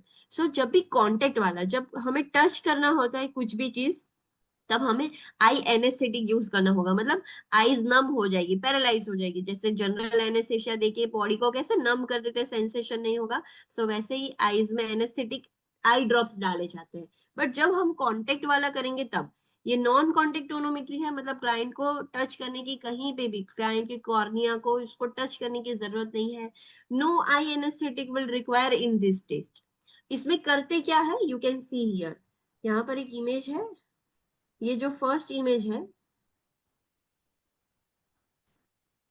ये जो इमेज है जैसे स्प्लिट लैंप जैसा दिख रहा है आपको, सो ये नॉन कॉन्टेक्ट टोनोमेट्री है. पेशेंट की हम कहीं पर भी टच नहीं करना है कॉर्निया. सो पेशेंट को क्या होगा उसमें, ये टेस्ट में हम क्या कर सकते हैं, देखो. A puff of air is directed at the cornea to indent the cornea, which can be unpleasant and may startle the client. Okay. अब क्लाइंट को देखो, ये मशीन के सामने ऐसे चीन रखकर पेशेंट बैठा है ऐसे, और ये मशीन में से हवा जाएगी. हवा मतलब एक जोर से आपकी आंख में कोई ब्लो करे तो कैसा होता है हमारा, सो सेम वैसे ही पेशेंट की कॉर्निया पर एक एयर से हम ऐसे पफ ऑफ एयर उसके कॉर्निया पर फोर्सफुली जाएगी. हाँ, बट इससे क्लाइंट को अनप्लीजेंट फील होगा एंड क्लाइंट ऐसे स्टॉटल मतलब मूव कर देगा, आंखें बंद कर देगा, हिल जाएगा. सो ये हो सकता है, क्लाइंट डर भी सकता है कि अचानक से ये क्या हुआ. सो बट इस प्रोसीजर में ऐसे ही होता है. It is less accurate method of measurement compared with tonometry. अब ये जो हमने हवा से जो हवा डाली पेशेंट के कॉर्निया पर, सो उससे पता चल जाएगा कि कॉर्निया में कितना प्रेशर है. Just imagine, this is the cornea, ये कॉर्निया है, यहाँ पर फ्लूइड ज्यादा है, राइट. सो आईओपी इंक्रीज हो गया है. हमने बाहर से ऐसे हवा ब्लो की, हवा ब्लो करने की वजह से अगर यहाँ पर प्रेशर नॉर्मल होता, so cornea due to that air, cornea ऐसे थोड़ा अंदर की तरफ पुश हो जाता, right. Understood the mechanism? Yes और no? Yes. Are you getting it और नॉट? फिर से बोलूं? मैम एक बार फिर से। ओके, कॉर्निया के पीछे, कॉर्निया एंड आइरिस के बीच में द एंटीरियर चैम्बर ऑफ आई, वहां पर फ्लूइड होता है, एक्वियस ह्यूमर फ्लूइड, राइट। अगर वो फ्लूइड बढ़ जाता है तब हम उसको बोलते हैं कि इंट्राऑक्यूलर प्रेशर इंक्रीज हो गया है। अब कोई पेशेंट है जिसको नॉर्मल प्रेशर है, तो हम बाहर से ऐसे हवा ब्लो करेंगे, सो कॉर्निया है वो ऐसे पतली मेम्ब्रेन है, सो हवा की वजह से कॉर्निया ऐसे कंप्रेस हो जाता है, थोड़ा ऐसे अंदर की तरफ कंप्रेस होगा, हवा जाएगी तो, राइट, थोड़ा दबेगा तो सही ना। नॉर्मल प्रेशर में कॉर्निया प्रेस हो जाता है, बट अंदर प्रेशर इतना ज्यादा है कि ये हवा की असर ही नहीं हुई, कॉर्निया आते जोर से हवा फूंकी पेशेंट की आईज पर, पेशेंट की कॉर्निया पर, फिर भी कॉर्निया कंप्रेस नहीं हुआ। अंडरस्टूड? Yes ma'am.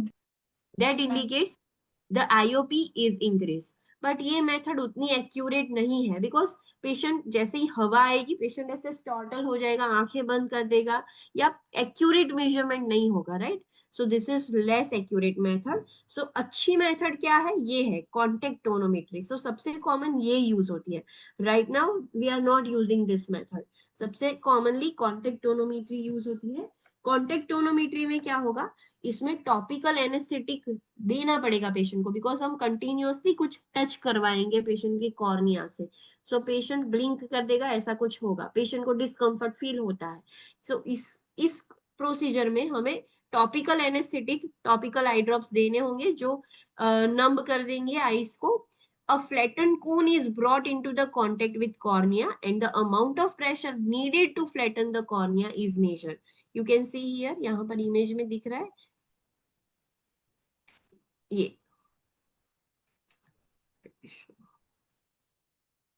ये कोन जैसा है, देखो ये कोन जैसा डिवाइस है।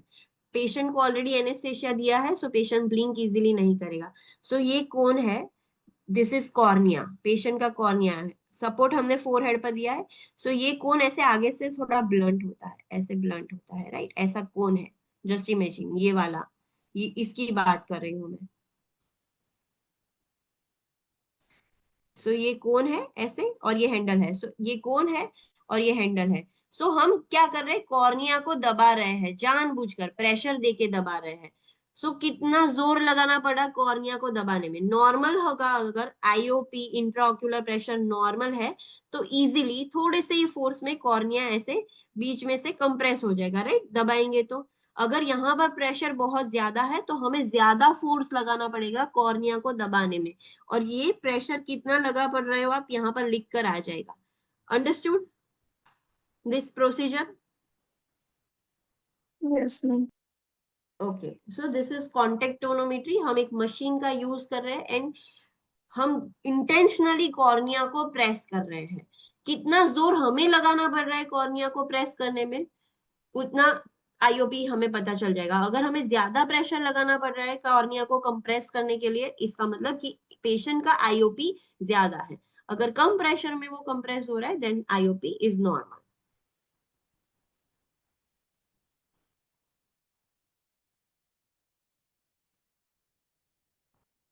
ओके, सो उसमें उसके लिए पेशेंट को लाइक एनेस्थेटिक देना पड़ेगा एंड एक फ्लैट कोन पेशेंट के कॉर्निया के कांटेक्ट में लाया जाता है एंड जितना प्रेशर हमें लगाना पड़ेगा टू फ्लैटन द कॉर्निया वो हम मेजर करेंगे कि हमें कितना प्रेशर लगाना पड़ रहा है कॉर्निया को फ्लैट करने में।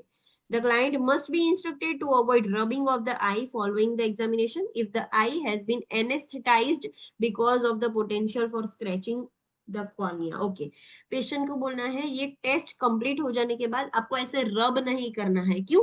बिकॉज पेशेंट को हमने ऑलरेडी एनेस्थेशिया दिया है। सो अगर हम आईज रब करते हैं हमें डिस्कम्फर्ट फील होता है तो हम रबिंग बंद कर देते हैं, बट ये पेशेंट को तो हमने टॉपिकल एनेस्थेटिक दिया है, राइट, तो पेशेंट को सेंसेशन नहीं होगा और वो ज्यादा रब कर देगा तो फिर कॉर्निया स्क्रैच हो सकता है। सो पेशेंट को बोलना है रबिंग करो ही मत, बिकॉज आपको पता ही नहीं चलेगा कि आप ज्यादा रब कर रहे हो। सो ये इंस्ट्रक्शन पेशेंट को देने होंगे। Now this is really important point for you to remember. Normal intraocular pressure कितना होता है? 10 to 21 mm of Hg. This is the normal IOP. You have to remember this. आपको ये याद रखना है. Write it down anywhere in your notes, study wall, जहां पर भी लिखना है लिख दो.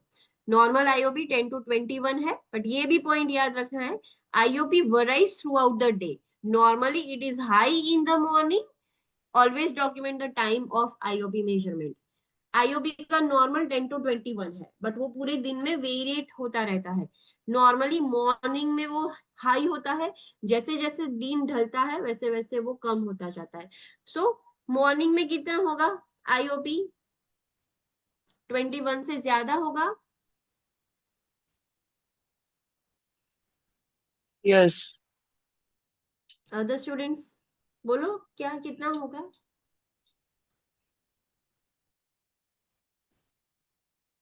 नियर टू 21 होगा या 21 से ज्यादा होगा?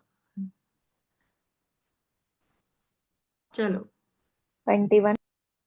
यस, ज्यादा है but not more than 21। 21 10 to 21 is the normal range. 21 से बढ़ जाएगा तो हम उसको बोलेंगे इंक्रीज आईओपी। सो उसका नॉर्मल हाई है। नॉर्मल हाई मतलब 21 20 ऐसे है, नियर टू 21 है या मैक्सिमम 21 है। 21 से नहीं बढ़ेगा वो। एंड जैसे जैसे दिन ढलता जाएगा वो टुवर्ड्स 10 चला जाएगा। अंडरस्टूड? सो जब भी आप आईओपी लेते हो आपको टाइम ऑलवेज डॉक्यूमेंट करना है। फिर आपने इवनिंग में लिया है और इवनिंग में 21 आया है, so this is not good. जैसे जैसे दिन ढलता है तो वैसे कम होना चाहिए। इवनिंग में 21 क्यों है? We know that it is normal, but हमें चेक करना होगा कि क्यों वो हाई नॉर्मल तरफ है। इवनिंग है फिर भी हाई नॉर्मल तरफ क्यों है? So you have to always mention the time whenever you are checking the IOP. Understand? Okay, so this is all about tonometry. Next test है अल्ट्रासाउंड। अल्ट्रासाउंड मतलब we are doing sonography of eye. Eye की USG कर रहे हैं। जो आप probe देखते हो वैसा छोटा प्रोब आता है, छोटी टॉर्च कैसी आती है वैसा छोटा प्रोब होता है। पेशेंट को आंखें बंद करवाएंगे एंड डॉक्टर वो प्रोब बंद आंखों के ऊपर ऐसे घुमाते हैं ऑर्बिट के आसपास एंड आंखों के ऊपर, सो जिससे अंदर के स्ट्रक्चर पता चल जाएंगे। So we are just doing the USG of eye. The procedure is similar to ultrasound procedure done in other part of the body and is done to detect the lesion or tumor in the eye. जैसे दूसरे parts पे हम sonography करते हैं वैसे आंखों के ऊपर कर रहे हैं, कुछ और नया नहीं है।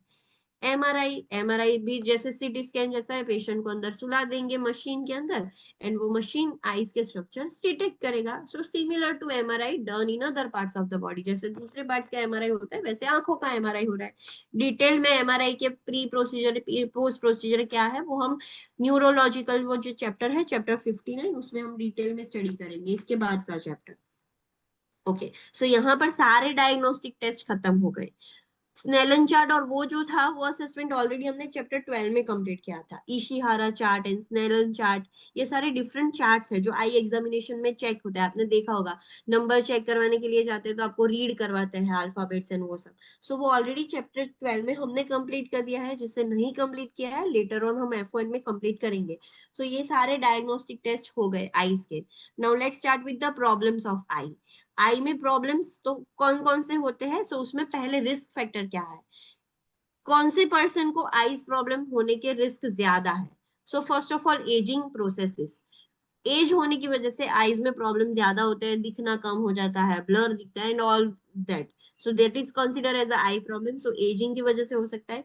कंजेनाइटल भी होता है आई प्रॉब्लम, लाइक कंजेनाइटल ब्लाइंडनेस होंगे, कुछ लोगों को क्या होता है कंजेनाइटल चश्मे होते हैं, राइट। सो ये सारे प्रॉब्लम्स है। डायबिटीज की वजह से भी आई प्रॉब्लम्स होते हैं। हेरिडिटरी में भी आता है पेशेंट्स को, कुछ मेडिसिन लेने की वजह से आईज डैमेज हो सकती है एंड ट्रॉमा डायरेक्ट आईज पर इंजरी होने की वजह से भी आई प्रॉब्लम हो सकते हैं। So this are the risk factors. Now let's study the first condition, that is refractive errors. Can someone tell me what do you mean by refractive errors? Refractive errors का मतलब क्या?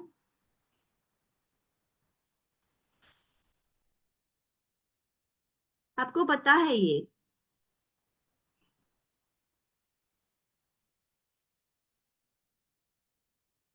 जो इमेजेस रेटिना में मतलब focal point पे जो होनी चाहिए ना वो उसके आगे पीछे होती है, उसके हिसाब से अलग होती हाँ, है। so हम उसको कॉमनली क्या बोलते हैं? नंबर है, चश्मे है, that is called as refractive error.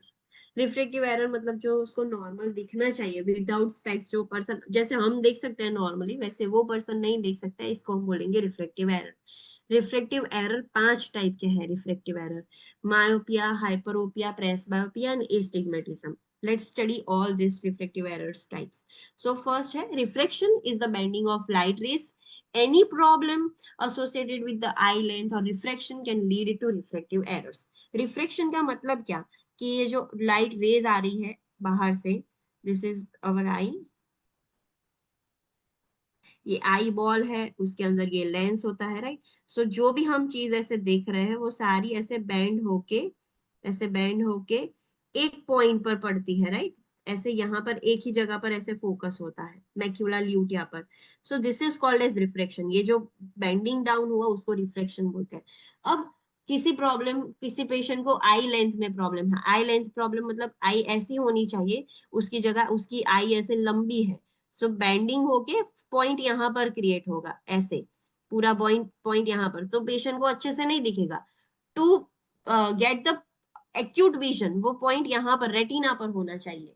या तो पेशेंट की आईज छोटी है ऐसे, सो वो पॉइंट ऐसे पूरा रेटिना के पीछे पड़ रहा है पॉइंट, सो उसमें भी अच्छे से नहीं दिखेगा. सो ऐसी जब प्रॉब्लम है कि उसकी आई लेंथ में प्रॉब्लम है या रिफ्रेक्शन में ही प्रॉब्लम है, मतलब लेंस अच्छा नहीं है, लेंस एडजस्ट नहीं हो रहा है, सो ये दोनों की वजह से जो भी प्रॉब्लम हो रहा है उसको हम बोलेंगे रिफ्रेक्टिव एरर. पहला रिफ्रेक्टिव एरर है मायोपिया. मायोपिया में क्या होता है, उसको हम दूसरी टर्मिनोलॉजी में बोलते हैं near sightedness. What do you mean by myopia?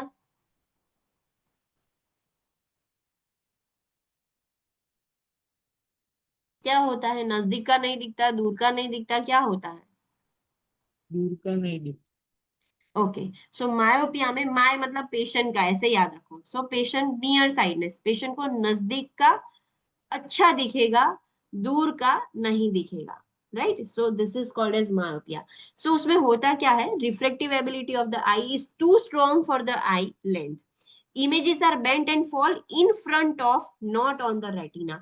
So patient की रिफ्रेक्टिव एबिलिटी इतनी ज्यादा बहुत ज्यादा स्ट्रॉन्ग है आई लेंस के कंपैरिजन में. तो होता क्या है, ये इमेजेस है ऐसे रिफ्रेक्ट होके आईज के रेटिना के पहले पड़ रहे हैं, सारे रिफ्रेक्ट होके पहले, रेटिना पर नहीं, रेटिना से आगे पड़ रहे हैं. सो जो दूर का ऑब्जेक्ट है वो प्रॉपरली रेटिना पर नहीं है, नजदीक का उसको अच्छे से दिख रहा है बट दूर का रेटिना पर नहीं आ रहा है. So that is called as myopia. इतना ही याद रखना है, मायोपिया वाले पेशेंट को नजदीक का दिखेगा, दूर का नहीं दिखेगा. हाइपरोपिया में क्या होगा तो फिर? नजदीक का नहीं दिखेगा, दूर का दिखेगा. यस. सो इसमें फार ऑब्जेक्ट्स अच्छे से दिखेंगे बट नियर ऑब्जेक्ट्स है वो नहीं दिखेंगे. हाइपर मतलब दूर, उसको फार साइडनेस बोलते हैं. फार अच्छा दिखेगा, नियर अच्छा दिखेगा, जो नहीं लिखा है वर्ड में वो नहीं दिखेगा. इन शॉर्ट ऐसे आप याद रख सकते हो. So refractive ability is too weak कि इमेजेस रेटिना के पीछे ऐसे रिफ्लेक्ट होके सीधा रेटिना के पीछे फोकस हो रहे हैं, right. So this is called as hyperopia. What is presbyopia then? ये भी आपने सुना है, आपके घर में भी होगा. कॉमन लैंग्वेज में हम क्या बोलते हैं गुजराती में? एक ताला. बेताला. Yes. So that is presbyopia. Ageing की वजह से उसको नहीं दिख रहा है. प्रेसबायोपिया में कौन सा नजदीक का अच्छा दिखता है या दूर का अच्छा दिखता है? नजदीक का. यस. सो इसमें भी देखो, images fall behind the retina just like hyperopia. So दूर का अच्छा दिखेगा, सॉरी, नजदीक का पेशेंट, हाँ दूर का अच्छा दिखता है. यस. नजदीक का देखने के लिए पेशेंट को चश्मे लगेंगे. वो बहुत नजदीक से वो रीड नहीं, आपने देखा होगा कि घर में जो बड़े लोग हैं वो ऐसे न्यूज़पेपर रीड करते हैं तो थोड़ा दूर रख के रीड करते हैं. They don't read like closer, उनको नजदीक का नहीं दिखता है. सो प्रेस बायोपिया में जो हम कॉमनली गुजराती में बोलते हैं बेताला, हुआ क्या, loss of lens elasticity because of ageing. Ageing की वजह से जो हमारे जो मसल्स है जो उसको एडजस्ट करने में हेल्प करते हैं, राइट. सो एजिंग की वजह से वो वीक हो गए हैं, सो इलास्टिक नहीं रहे, सो वो लेंस को एडजस्ट नहीं कर पा रहे अच्छे से. सो पेशेंट को ये देखने में प्रॉब्लम हो रहा है. Less able to focus the eye for close work, नजदीक वाला अच्छे से दिखेगा ही नहीं उसको. And images fall behind the retina, इसमें भी फॉल बिहाइंड द रेटिना हो रहा था. सो सेम लाइक हाइपरोपिया, उसको दूर का अच्छा दिखेगा, नजदीक का नहीं दिखेगा. But this is due to aging. ये एजिंग की वजह से ही होता है। And myopia and hyperopia aging की वजह से नहीं होता। कुछ बच्चे पैदा ही मायोपिया के साथ होते हैं, कुछ को प्रॉब्लम हो जाता है रिफ्रैक्शन में। एजिंग का उसमें कोई लेना देना है, एजिंग की वजह से होगा तो उसको हम प्रेस मायोपिया बोलेंगे। नेक्स्ट है एस्टिग्मेटिज्म। एस्टिग्मेटिज्म में क्या होता है? Occurs because of irregular curvature of cornea, images focus at two different point of the retina. Okay, अब जो कर्वेचर है कॉर्निया, जो आउटर स्ट्रक्चर है आइरिस के ऊपर, कॉर्निया ऐसा है, राइट? अब कॉर्निया ऐसा ऐसे पॉइंटेड हो जाएगा कि एबनॉर्मल कर्वेचर हो जाएगी। उसकी वजह से क्या होगा? कॉर्निया में से पूरी लाइट ऐसे, यहाँ पर आइरिस है, आइरिस के बीच में प्यूपिल है और उसके पीछे ऐसे लेंस है, सो सारी ऐसे रिफ्लेक्ट होके वहां से गुजरती है, राइट? बट कॉर्निया ही अच्छा नहीं है तो उसकी वजह से दो इमेज दिखेंगे ऐसे। फॉर एग्जांपल ऐसे एस लिखा है, चलो ऐसे एस लिखा है, सो पेशेंट को एक एस ऐसा दिखेगा एंड उसके साथ ही दूसरा एस भी ऐसा दिखेगा, सो डबल डबल दिखेगा slightly. You can Google it, astigmatism का इमेज कैसा दिखता है आपको पता चल जाएगा। So in short the problem is in the cornea, cornea में प्रॉब्लम है, उसकी वजह से पेशेंट को दो दो इमेज पड़ रहे हैं रेटिना के ऊपर एंड डबल दिखेगा सब कुछ। Understood all type of reflective errors? Yes ma'am. Okay, अब उसके साइन एंड सिम्टम्स या उसका असेसमेंट कैसे करेंगे, हमें कैसे पता चलेगा कौन सा रिफ्रेक्टिव एरर है? So refractive error are diagnosed through a process called refraction. Refraction से ही लाइक दिखाकर पढ़ाकर हम कर सकते हैं चेक रिफ्रेक्टिव एरर्स। सो उसके लिए एक चार्ट होता है, the client views an eye chart while various lenses or different strengths are symmetrically placed in the front of eye and is asked whether the lens sharpen or worsen the vision. Okay, कौन सा chart हम patient को दिखाते हैं to check the reflective error? कौन सा chart दिखाते हैं? Snellen chart. Snellen chart, yes. तो स्नेलन चार्ट दिखाते हैं पेशेंट को। कभी आपने देखा है आई एग्जामिनेशन, जिसको चश्मे है उनको पता होगा, जो जो जिसको स्पेक्स नहीं है, जिसको भी मायोपिया हाइपरोपिया नहीं है, उनको तो डायरेक्ट स्नेलन चार्ट दिखाएंगे, वो डायरेक्टली रीड कर देंगे। पर जिसको वो प्रॉब्लम है मायोपिया या हाइपरोपिया है, सो वो जो ऑप्टोमेट्रिस्ट होता है वो आपकी आंखों के आगे कुछ ऐसा गोल चीज रखता है, ग्लासेस जैसा होता है, बीच में से कांच होता है, यहाँ से हैंडल होता है, सो वो पकड़कर आगे रखता है एंड वो फिर ऐसे आपके पूछेगा अब आपको दिखा अच्छे से, अब आपको दिखा, सो उसके ऊपर से डिसाइड किया जाता है कि पेशेंट को कितने नंबर्स है, लाइक +1 +1.5 या कितने नंबर है। सो वो आगे एक ग्लास रखा जाता है जिससे पेशेंट को पूछा जाएगा कि अब आपको अच्छा दिखा कि बुरा हो रहा है। अंडरस्टूड? Yes ma'am. हाँ, so this is how you do the assessment. तभी आपको पता चलेगा कि ओके पेशेंट को नजदीक का नहीं दिख रहा है या दूर का नहीं दिख रहा है। अब उसकी इंटरवेंशंस क्या है? दो ही इंटरवेंशंस है, इधर वी कैन डू सर्जरी और विदाउट सर्जरी। विदाउट सर्जरी में क्या कर सकते हैं हम? सिर्फ और सिर्फ चश्मे, दैट इज आई ग्लासेस और लेंस, ये दो ही नॉन सर्जिकल इंटरवेंशन है। पेशेंट को क्या बोलेंगे? चश्मे पहन के रखो तो आपको अच्छे से दिखेगा, या तो आप लेंस पहन सकते हो, दैट्स इट। बट अगर पेशेंट को चश्मे भी नहीं पहनना है, लेंस भी नहीं पहनना है, तो उसकी सर्जरी हम कर सकते हैं उसके लिए। So there are 4 surgeries which can be performed on a patient. सबसे कॉमनली आपने लेजर सर्जरी सुना होगा, चश्मे निकालने के लिए लेजर की सर्जरी करवाई है, दैट इज लेसिक्स। ये सबसे कॉमन है जो यूज होती है, but other surgeries are also there. First surgery है रेडियल किरेटोटॉमी। ये सर्जरी में क्या होता है? let me tell you. Incisions are made through the peripheral cornea to flatten the cornea, which allows the image to be focused closer to the retina and used to treat myopia. अगर patient को myopia है तो ये surgery करने से help होगा। ये surgery में क्या होता है, जो कॉर्निया होता है उसकी पेरिफेरी में एक इंसिजन रखा जाएगा। सो जैसे ही इंसिजन रखोगे कॉर्निया थोड़ा फ्लैट हो जाएगा। जैसे ही कॉर्निया फ्लैट हो जाएगा, जो इमेजेस कॉर्निया के आगे फोकस हो रहे थे उसकी वजह अब सीधा कॉर्निया पर रेटिना पर फोकस हो गए, नॉट कॉर्निया। सो जो हमने कॉर्निया फ्लैट कर दिया, सो जो इमेजेस रेटिना पर फोकस नहीं हो रहे थे, रेटिना से पहले फोकस हो रहे थे, अब वो सीधा रेटिना पर फोकस होंगे। Let me show you the figure so you can easily understand. Okay, can you see here? ये जो फर्स्ट इमेज है दैट इज रेडियल किरेटोटॉमी। ऐसे इंसिजन्स रख दिए हैं कॉर्निया पर। सो कॉर्निया पहले ऐसा था, अब कैसा हो गया? इंसिजन की वजह से कॉर्निया फ्लैट हो गया। अंडरस्टूड? अब फ्लैट हो गया है तो वो इमेजेस अब सीधा रेटिना पर पड़ेंगे. So this is the treatment option for myopia. Understand? Okay. Next है photo refractive keratotomy. Photo refractive and LASIKs ये दोनों सिमिलर है, एक ही डिफरेंस है. क्या है? Let's study. Photo refractive keratotomy, a laser beam is used to remove small portions of the corneal surface to reshape the cornea to focus an image properly on the retina. It is used to treat myopia and astigmatism. एक laser beam use करते हैं.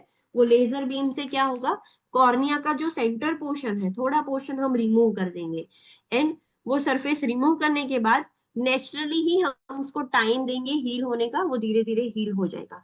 सो अब cornea का reshape हो गया है. हमने बीच का पोर्शन जो थोड़ा बम्पी पोर्शन था या प्रॉब्लम था तो वो हमने रिमूव कर दिया है. अब पेशेंट का नया कॉर्निया फॉर्म होगा एंड पेशेंट को अब अच्छे से दिखेगा. सो जब मायोपिया या एस्टिग्मेटिज्म जैसा प्रॉब्लम होता है तब ये मेथड यूज करता है. Let's study LASIKs and then मैं आपको डिफरेंस बताऊंगी कि क्या होता है.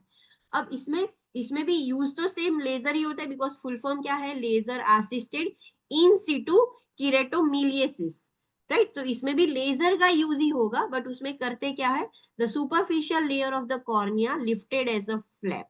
इसमें एक लेयर निकाल देते हैं and then the laser reshapes the deeper corneal layers and then the corneal flap is replaced. It is used to treat hyperopia, myopia and astigmatism. Let me show you the difference so you can understand properly. देखो, ये दोनों surgery है, right. ये photo reflective कीरेटोटॉमी है, ये LASIK surgery है. दोनों में लेजर का यूज करते हैं. बट यहाँ पर देखो एक फ्लैप, डॉक्टर क्या करते हैं, ये कॉर्निया का इंसिजन करके ये ऊपर का पोर्शन ऐसे थोड़ा फ्लैप रिमूव कर देंगे, फिर लेजर डालेंगे. सो लेजर से ये अंदर के जो कॉर्निया के स्ट्रक्चर है उसको हमने ऐसे चौड़ा कर दिया, रीशेप कर दिया. एंड फिर डॉक्टर्स क्या करेंगे, ये कॉर्निया को ऐसे स्टिचेस ले लेंगे, ऐसे सूचर्स ले लेंगे. फिर वो धीरे धीरे वो सूचर्स एब्जॉर्ब हो जाते हैं, ठीक भी हो जाता है. बट इसमें ऐसा किया जाता है, एक फ्लैप रिमूव किया जाता है, फिर लेजर लाइट डाली जाती है. इसमें हमने कुछ फ्लैप रिमूव कुछ नहीं किया, सीधा लेजर डाला और लेजर की वजह से ये जो कॉर्निया है उसका ऊपर का पोर्शन निकल गया. एंड देन हम उसको टाइम देंगे कि धीरे धीरे वो कॉर्निया अपना शेप रीगेन कर ले और अच्छे से नया शेप ले ले एंड पेशेंट को दिखना स्टार्ट हो जाए. Understood the difference between PRK and LASIK? कि फिर से एक्सप्लेन करूं? मैम एक बार फिर से समझो. Okay. The main difference, LASIK में हम है ना कॉर्निया, जो ऊपर का कॉर्निया है उसका एक फ्लैप ओपनिंग नहीं होता, ऐसे फ्लैप कैसे निकलता है, you can see the image, ये ऐसा फ्लैप हो जाता है, ये फ्लैप है. सो हम ऐसा फ्लैप, डॉक्टर्स क्या करते हैं, कॉर्निया के ऊपर का सरफेस थोड़ा काट लेंगे, एक फ्लैप रिमूव कर देंगे, पूरा निकाल नहीं देते, एक साइड से वो अटैच होता है अभी भी कॉर्निया से, बट हमने ओपन कर दिया है ऐसा फ्लैप. फिर हम लेजर डालेंगे आंखों पर. सो वो लेजर की वजह से क्या होगा, कॉर्निया के अंदर स्ट्रक्चर्स पर अंदर की साइड, कॉर्निया के अंदर की साइड असर होगी एंड कॉर्निया ऐसे थोड़ा फ्लैट हो जाता है. फिर हमने वो लेजर ट्रीटमेंट कर दी, कॉर्निया का स्ट्रक्चर हमने चेंज कर दिया, उसकी पोजीशन एंड स्ट्रक्चर. फिर वो फ्लैप जो हमने ऐसे उखाड़ा था उसको वापस से भी चिपकाना तो होगा. सो डॉक्टर्स ऐसे फ्लैप क्लोज करके स्टिचेस ले लेंगे, चारों तरफ ऐसे गोल स्टिचेस ले लेंगे. सो जो फ्लैप है वो वहां पर धीरे धीरे वो स्टिचेस एब्जॉर्ब हो जाएंगे एंड वो वहां पर चिपक जाएगा.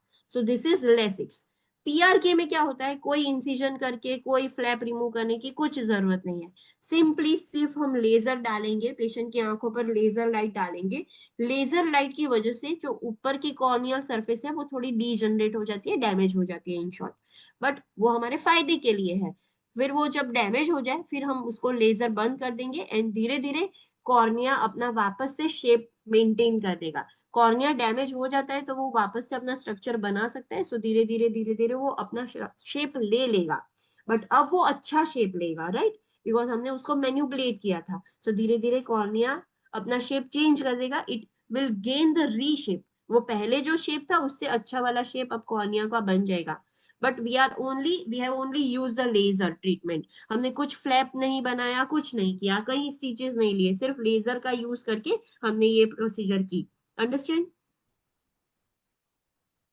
Yes, ma'am.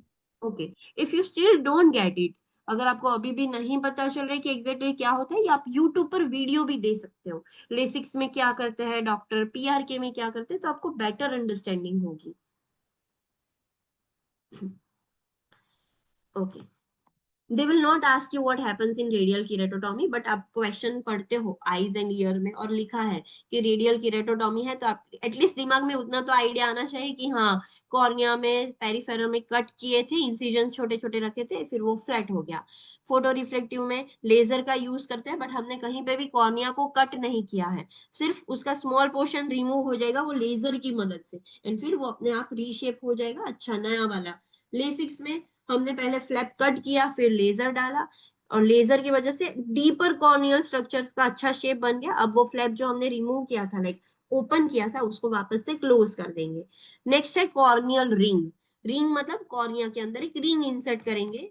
The shape of the cornea is changed by placing a flexible ring in the outer edges of the cornea and it is used to treat the myopia. So एक flexible ring होती है, देखो मैं आपको image दिखाती हूँ real, ये patient की रियल इमेजेस है। सो ये कॉर्निया है, आइरिस के ऊपर एक कॉर्निया होता है, कवरिंग होता है जो आइरिस को एंड प्यूपिल को प्रोटेक्ट करेगा। सो हमने उसके आसपास ऐसी रिंग रख दी है, देखो ये पूरी रिंग है। सो रिंग की मदद से, देखो यहाँ पर दिख रहा है, सो रिंग की मदद से पेशेंट का कॉर्निया का स्ट्रक्चर हम मेंटेन कर रहे हैं, वो वैसा ही रहेगा। तो this is the corneal ring surgical procedure, वो सर्जिकली इंसर्ट की जाती है। Got it? Okay, so this is about refractive errors. refractive errors आपको याद रखने हैं, myopia, hyperopia, presbyopia and astigmatism.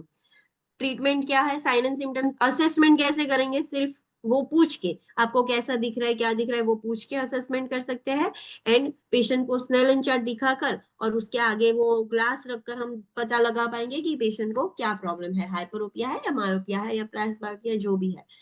उसके ट्रीटमेंट में नॉन सर्जिकल एंड सर्जिकल दो ही ट्रीटमेंट है, कोई मेडिसिन या ऐसी कुछ दवाई नहीं है जिसको खाने से नंबर चले जाएंगे, ऐसा कुछ नहीं हो सकता। Either patient has to wear चश्मे, आई ग्लासेस पहनने पड़ेंगे या लेंस पहनने पड़ेंगे, और एल्स सर्जरी करवा सकता है पेशेंट। सर्जरी भी हमने देखी, radical keratotomy, photo refractive keratotomy, then LASIK surgery and corneal ring. वो सर्जरी का नाम पढ़ के आपको पता चलना चाहिए कि हाँ ये सर्जरी में क्या होता है। NCLEX will not ask you like this कि रेडियल कीरेटोटॉमी कौन सी कंडीशन के लिए यूज करते हैं, मायोपिया के लिए या हाइपरोपिया, ऐसे क्वेश्चंस नहीं आएंगे। दे will not ask you the knowledge based question. बस आपके क्वेश्चन में ये वर्ड लिखा हुआ होगा कि पेशेंट की ये सर्जरी हुई है, करवानी है, तो आपको वो नाम पढ़ के एटलीस्ट पता चलना चाहिए कि ये सर्जरी क्या है, कौन सी कंडीशन के लिए यूज होती है, सो वो आपको पता होना चाहिए। Next condition, okay, do you want me to complete this legal blindness कि कल देखना है? Online students tell me, complete. Complete कर दो। Other students, everyone wants to complete me this? Yes, ma'am. Okay, so let's Yes, complete ma'am. legal blind. Legal blindness. Legal blindness मतलब patient cannot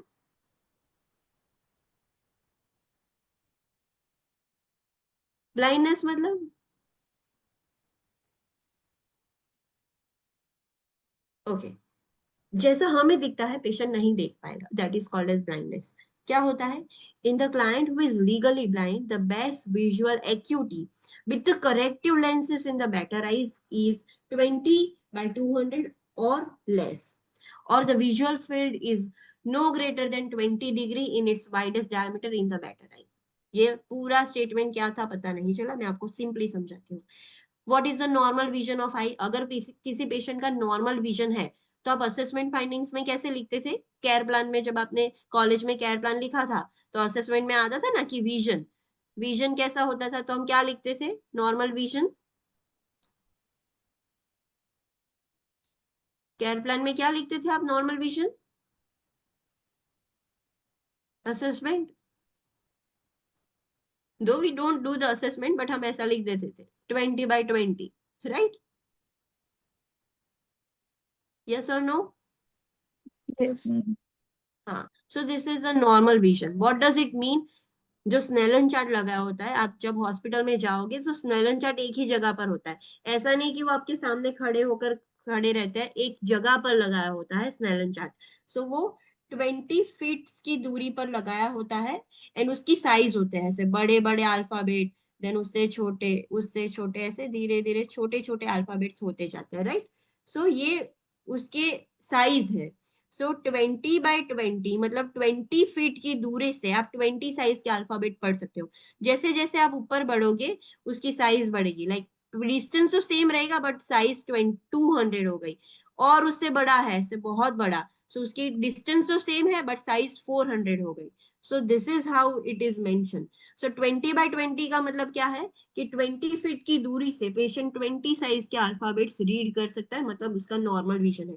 उससे कम कर सकता है, 20 फीट की दूरी से अगर वो 10 साइज के अल्फाबेट पढ़ सकते हैं, दैट इज द बेस्ट, बहुत ही अच्छा है, right. So this is the grading. So 20 by 20 normal है, बट ये पेशेंट को क्या है, जो उसकी अच्छी आई है, दोनों आई शायद ऐसा चलो कि मान लो कि अच्छी खराब नहीं हुई है, तो उसकी बेटर आई में से उसको 20 by 20 का भी नहीं दिख रहा है, या उसको उससे भी कम दिख रहा है, वो भी यूजिंग अ लेंस यूज कर रहा है, फिर भी पेशेंट को 20 फीट की दूरी से 200 वाले अल्फाबेट भी अच्छे से नहीं दिख रहे, या उससे भी कम दिख रहा है। Understood the point?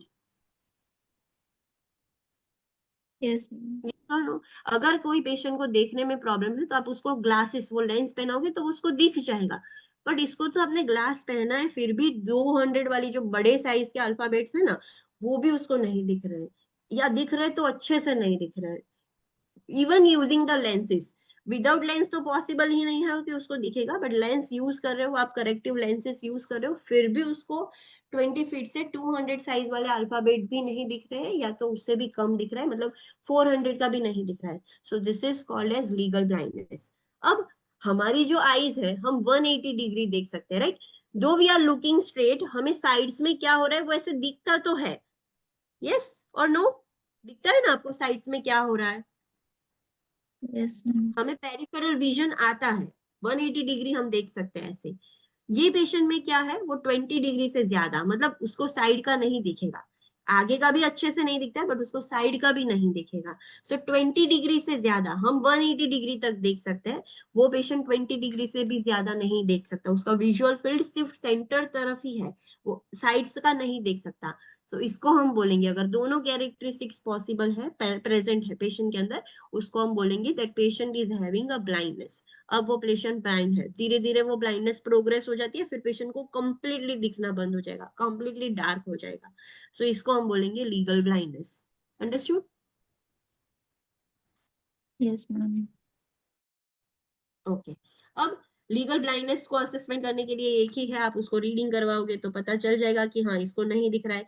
ऐसे डॉक्टर फिंगर्स ऐसे मूव करके देखते हैं कि आपको साइड का, आपको स्ट्रेट देखना है बट ऐसे साइड पर ले जाएंगे तो पूछेंगे आपको अभी भी फिंगर दिख रही है, लुकिंग फॉरवर्ड फिंगर दिख रही है, अगर पेशेंट को दिख रही है मतलब उसका पेरिफेरल विजन अच्छा है, बट ब्लाइंड पेशेंट को नहीं दिखेगा। सो ये सब चेक करने से पता चल जाएगा कि हाँ पेशेंट इज लीगली ब्लाइंड। अब पेशेंट ब्लाइंड है, सो बीइंग अ नर्स आपको क्या इंटरवेंशन करनी है ब्लाइंड पेशेंट पर। सो when speaking to the client who has a limited sight or the patient is blind, the nurse should use a normal tone of voice. ऐसे patient के साथ आप बात कर रहे हो जिसको कम दिखता है या तो कंप्लीटली वो ब्लाइंड है, तो हमें नॉर्मल टोन यूज करना है, ना कम ना ज्यादा। And alert the client when approaching. जब क्लाइंट के रूम में जाते हो, ऐसा नहीं कि पेशेंट को पता ही नहीं है कि आप बाजू में आकर खड़े हो गए उसके पास में एंड सीधा आपने बोलना स्टार्ट कर दिया, पेशेंट एकदम घबरा जाएगा कि क्या हुआ। पेशेंट को पहले अप्रोच करो कि ओके आई एम कमिंग, आवाज दो। सो पेशेंट प्रिपेयर हो कि हाँ अलर्ट हो जाए कि कुछ आ रहा है, कोई आ रहा है। सीधा नजदीक जाके आवाज करोगे तो पेशेंट डर जाएगा। Orient the client to the environment. अगर पेशेंट हॉस्पिटल में है तो उसके लिए तो ये नया एनवायरमेंट है, तो उसको पहले ओरिएंट करवाना होगा कि ये आपका रूम है, यहाँ पर बेड है, यहाँ पर ये सब है, उसको ऐसे ओरिएंट करवाना पड़ेगा। Use a focal point to provide the further orientation to the environment from the focal point, ensure that the client has a clear pathway. Okay. अब आपने पेशेंट को रूम में एंटर करवाया, चलो पेशेंट एडमिट हुआ, patient के room में enter हुआ। सो एक फोकल पॉइंट यूज करना है। फोकल पॉइंट मतलब ये उसका सेंटर पॉइंट होगा, उससे लेफ्ट उससे राइट। सो जैसे ही पेशेंट को आपने एंटर करवाया, आप पेशेंट को क्या बोलोगे, राइट साइड में एक टेबल है, टेबल के लेफ्ट में ये बेड है, टेबल के राइट में ये है, टेबल के सामने ये है, तो आपने फोकल पॉइंट क्या यूज किया? आपने फोकल पॉइंट क्या यूज किया? टेबल। टेबल। हमने पहले टेबल को इंट्रोड्यूस करवाया। जैसे ही पेशेंट एंटर हुआ हमने क्या बोला कि आपके राइट में एक टेबल है, तो पेशेंट को बताइए कि हाँ राइट में टेबल है। अब टेबल के राइट में बेड है, टेबल के लेफ्ट में ये चीज है, टेबल के ऊपर, टेबल के आगे, टेबल के पीछे। सो पेशेंट को पता है कि राइट साइड जाएगा तो टेबल आएगा, टेबल के आसपास ये सारी चीजें हैं। सो ऐसे आपको ओरिएंट करवाना होगा एंड मेक श्योर करना है कि आपने जो ओरिएंटेशन करवाया है वो पेशेंट को क्लियर हुआ। पेशेंट को भी पूछना है कि क्या है, चलो बोलो आप। सो ये चीज ध्यान रखनी है ब्लाइंड पेशेंट के लिए। Allow the client to touch the objects in room. आप ऐसा बोल दो कि राइट में टेबल है, यहाँ पर ये है, ऐसा नहीं, पेशेंट को टच भी करवाओ कि देखो ये टेबल है, ऐसे टच करवाना है पेशेंट को, ये बेड है। सो पेशेंट टच करेगा, सो इजीली फैमिलियराइज होगा। Use the clock placement of food on the meal tray to orient the client. आपको पता है कि नहीं आई डोंट नो, बट ऐसा होता है जब खाने की ट्रे आती है ना, तो फोक कहाँ पर रखनी है, नाइफ कहाँ पर रखना है, स्पून कहाँ पर रखनी है, ऐसा प्रॉपर क्लॉक प्लेसमेंट होता है। ये नॉर्मल है, ब्लाइंड है या देख सकता है, उनके लिए एक प्रॉपर प्लेसमेंट होती है कि ग्लास यहाँ पर ही होगा, फोक इसी साइड होगी। I don't know the exact placement, but उसकी एक प्रॉपर प्लेसमेंट होती है। सो वो प्लेसमेंट यूज करनी है। सो पेशेंट को ऐसे पूछना ना पड़े कि चम्मच कहाँ पर है, फोक कहाँ पर है, ऐसा नहीं। उसकी जो प्रॉपर प्लेसमेंट आइडियली लीगली जो प्रैक्टिसेबल है वो ही प्लेसमेंट पर आपको रखने हैं। सारी मील ट्रे प्रॉपरली ऐसे ही ऑर्गेनाइज करनी है। Promote independence as much as possible. Patient blind है तो ऐसा नहीं कि उसको डिपेंडेंट बना देना है किसी पर, जितना वो खुद से कर सकता है उसको करने देना है, इंडिपेंडेंट रखना है हमें पेशेंट को। When ambulating, allow the client to grasp the nurse arm at the elbow and nurse keep their arm close to the body so that client can detect the direction of the movement. Okay, अब patient को आप चला रहे हो कहीं नई जगह पर, तो क्या करोगे? पेशेंट को अलाउ करो कि वो आपका हाथ पकड़े बट एल्बो से। सो आप क्या करोगे, थोड़ा आप अपना हैंड बेंड करके रखोगे, पेशेंट आपकी एल्बो से हाथ पकड़ेगा एंड आपका हाथ आपकी बॉडी से आप नजदीक रखोगे, ऐसे पीछे नहीं कर दोगे। You will the nurse will not do like this, like this is a nurse, ऐसे है नर्स राइट। सो उसका हाथ ऐसे पीछे करके पेशेंट नहीं होल्ड करेगा, नर्स विल ऐसे हाथ ऐसे रखेगी अपनी बॉडी से एंड पेशेंट यहाँ से पकड़ेगा। सो हाथ ऐसे पीछे नहीं करना है, नर्स को अपना हाथ अपनी बॉडी से नजदीक रखना है, पेशेंट अपना हाथ से वो नर्स का एल्बो पकड़ के रखेगा। सो जैसे ही नर्स राइट टर्न लेगी, पेशेंट को भी पता चल जाएगा कि हाँ नर्स ने राइट टर्न लिया है, then I have to move. So ऐसे पेशेंट को चलाना है हमें, उसका हाथ नहीं पकड़ना है, पेशेंट को हमारा हाथ पकड़ाना है। Instruct the client to remain one step behind the nurse when ambulating. Patient को, जैसे ब्लाइंड पेशेंट को अगर आप एम्बुलेट करवा रहे हो तो अपने साथ में नहीं चलवाना है, पेशेंट आपके पीछे रहेगा, एक स्टेप आपके साथ साथ नहीं चलाना है। सो पेशेंट को बोलना है कि एक स्टेप पीछे रहो, मैं आपके आगे रहती हूँ, आप मेरी एल्बो पकड़ लो एंड देन वी विल एम्बुलेट, ऐसे आपको चलाना होगा पेशेंट को। Instruct the client in the use of cane. Instruct the client in the use of the cane for the blind, which is differentiated from the other canes by the straight shape with white color and red tip. आपने देखी होगी blind लोग कैसे केन use करते हैं, foldable. जो दूसरी केन आती है वो उससे कम्प्लीटली डिफरेंट है। सो ब्लाइंड है तो उसको आप बोल सकते हो कि आप जो डिफरेंट केन है वो भी आप यूज कर सकते हो। स्ट्रेट आती है, व्हाइट कलर की केन होती है एंड आगे रेड टिप होती है, उससे क्लाइंट को पता चलेगा आगे क्या है, लाइक स्टेप है, कुछ चीज है, ऑब्स्टेकल है, क्या है, उसको पता चल जाएगा। Instruct the client that the cane is held in the dominant hand several inches off the floor. Patient को बोलना है जो भी आपका डोमिनेंट हैंड है, पेशेंट राइटी है तो राइट हैंड में केन पकड़नी है, लेफ्टी है तो लेफ्ट हैंड में। फ्लोर को टच करवा के नहीं चलना है, फ्लोर से थोड़े सेंटीमीटर ऊपर रखनी है एंड फिर वो केन ऐसे मूव करता रहेगा, पेशेंट चेक करता रहेगा ऑब्स्टिकल है या नहीं एंड देन वो पेशेंट आगे बढ़ेगा। Okay, then instruct the client that the cane sweeps the ground where the client's foot will be placed next to determine the presence of obstacle. Patient को बोलना है वो केन को करना क्या है, आप जैसे चलने के लिए आप पैर बढ़ाने वाले हो उससे पहले वो केन से ऐसे स्वीप कर लो, लाइक ग्राउंड टच करवा के नहीं, बट ग्राउंड के ऊपर ऐसे घुमा लो केन। अगर आपकी केन कहीं पर टच हो रही है, it indicates there is an obstacle. अगर इजीली ऐसे स्वीप कर पा रहे हो, मतलब आगे कुछ भी नहीं है, you are free to move your leg, कुछ ऑब्स्टेकल नहीं है, तो आप इजीली पैर आगे रख सकते हो, कदम बढ़ा सकते हो। So this is how the patient has to use the cane. Understand? Yes or no? Yes. Okay. So these are the interventions being a nurse you have to take whenever you are caring for a blind patient. ये चीज ध्यान रखनी है. Okay. So let's do a quick revision. आज हमने क्या देखा? So today we have started the diagnostic test for eye. उसमें first हमने देखा fluorescence angiography. We are checking the circulation of eye.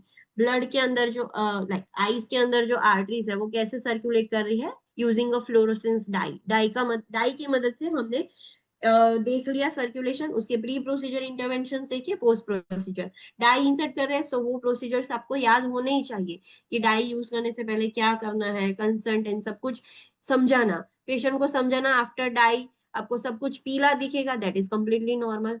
Die की वजह से यूरिन आपका ब्राइट ग्रीन या ऑरेंज होगा, that is also normal. So ये आपको दिखा पता ना होगा पेशेंट को, डाई की वजह से नोजिएटेड, वॉमिटिंग, सीजिंग, पैरासेशिया ये होगा, पेन होगा इंजेक्शन साइट पर, ये भी नॉर्मल है.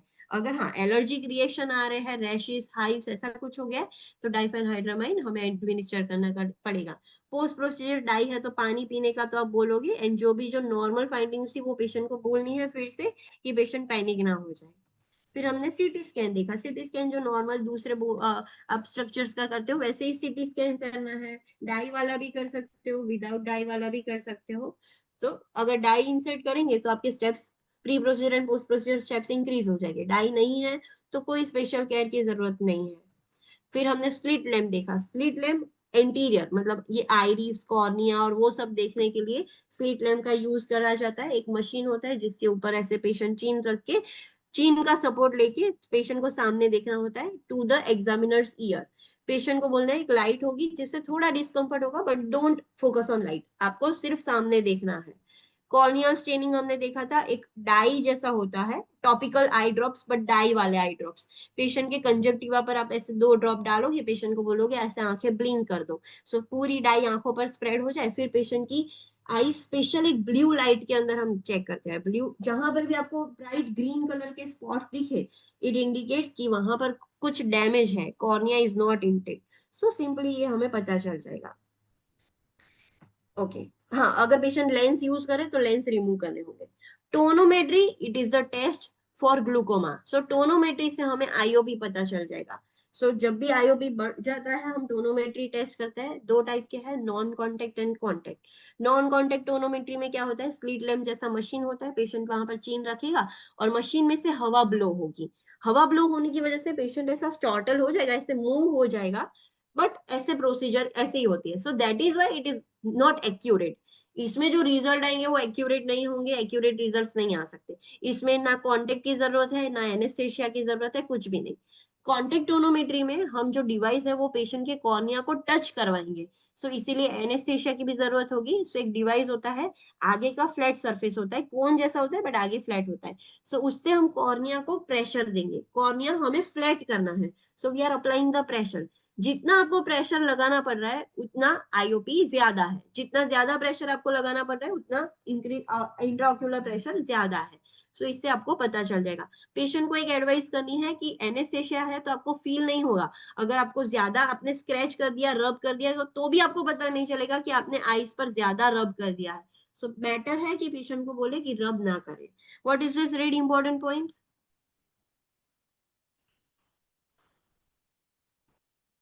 What is this very important point? જે intraocular pressure છે એ 10 to 21 mm of HCS છે એ throughout the day varied થશે. નોર્મલી હાયર હશે મોર્નિંગમાં અને ઓલવેઝ આપણે આઈઓપી મેઝરમેન્ટ જ્યારે કરીએ ત્યારે એનો ટાઈમ ડોક્યુમેન્ટ કરવાનો રહેશે. Okay. So morning में high होगा, so it will be more than 21. No 21. Yes, near to 21 or 21. उससे ज्यादा नहीं होगा. ओके फिर हमने देखा यूएसजी, जैसे दूसरे ऑर्गन्स की हम सोनोग्राफी करते हैं वैसे आंखें बंद करवा के वो प्रोब आंख के ऊपर ऐसे डॉक्टर्स अप्लाई करेंगे लाइक दिस, ऐसे प्रोब ऐसे ऐसे करके डॉक्टर्स चेक करेंगे। सो this is the sonography of I. MRI भी जैसे दूसरे पार्ट की करते हैं वैसे आईज की करेंगे। फिर हमने रिस्क फैक्टर्स देखे, आई प्रॉब्लम्स किसकी वजह से हो सकते हैं, ageing process, congenital, diabetes, hereditary, medication and trauma की वजह से हो सकता है। पहली कंडीशन हमने देखी रिफ्लेक्टिव एरर्स, मतलब देखने में प्रॉब्लम हो रही है, वो इधर आई की लेंथ बराबर नहीं है या तो रिफ्लेक्शन अच्छे से नहीं हो रहा है। सो टाइप्स ऑफ रिफ्लेक्टिव एरर हमने देखा, myopia, hyperopia, presbyopia and astigmatism. Myopia में क्या होगा, नजदीक का अच्छा दिखेगा, दूर का नहीं दिखेगा। हाइपरोपिया में दूर का अच्छा दिख रहा है, नजदीक का नहीं दिख रहा है।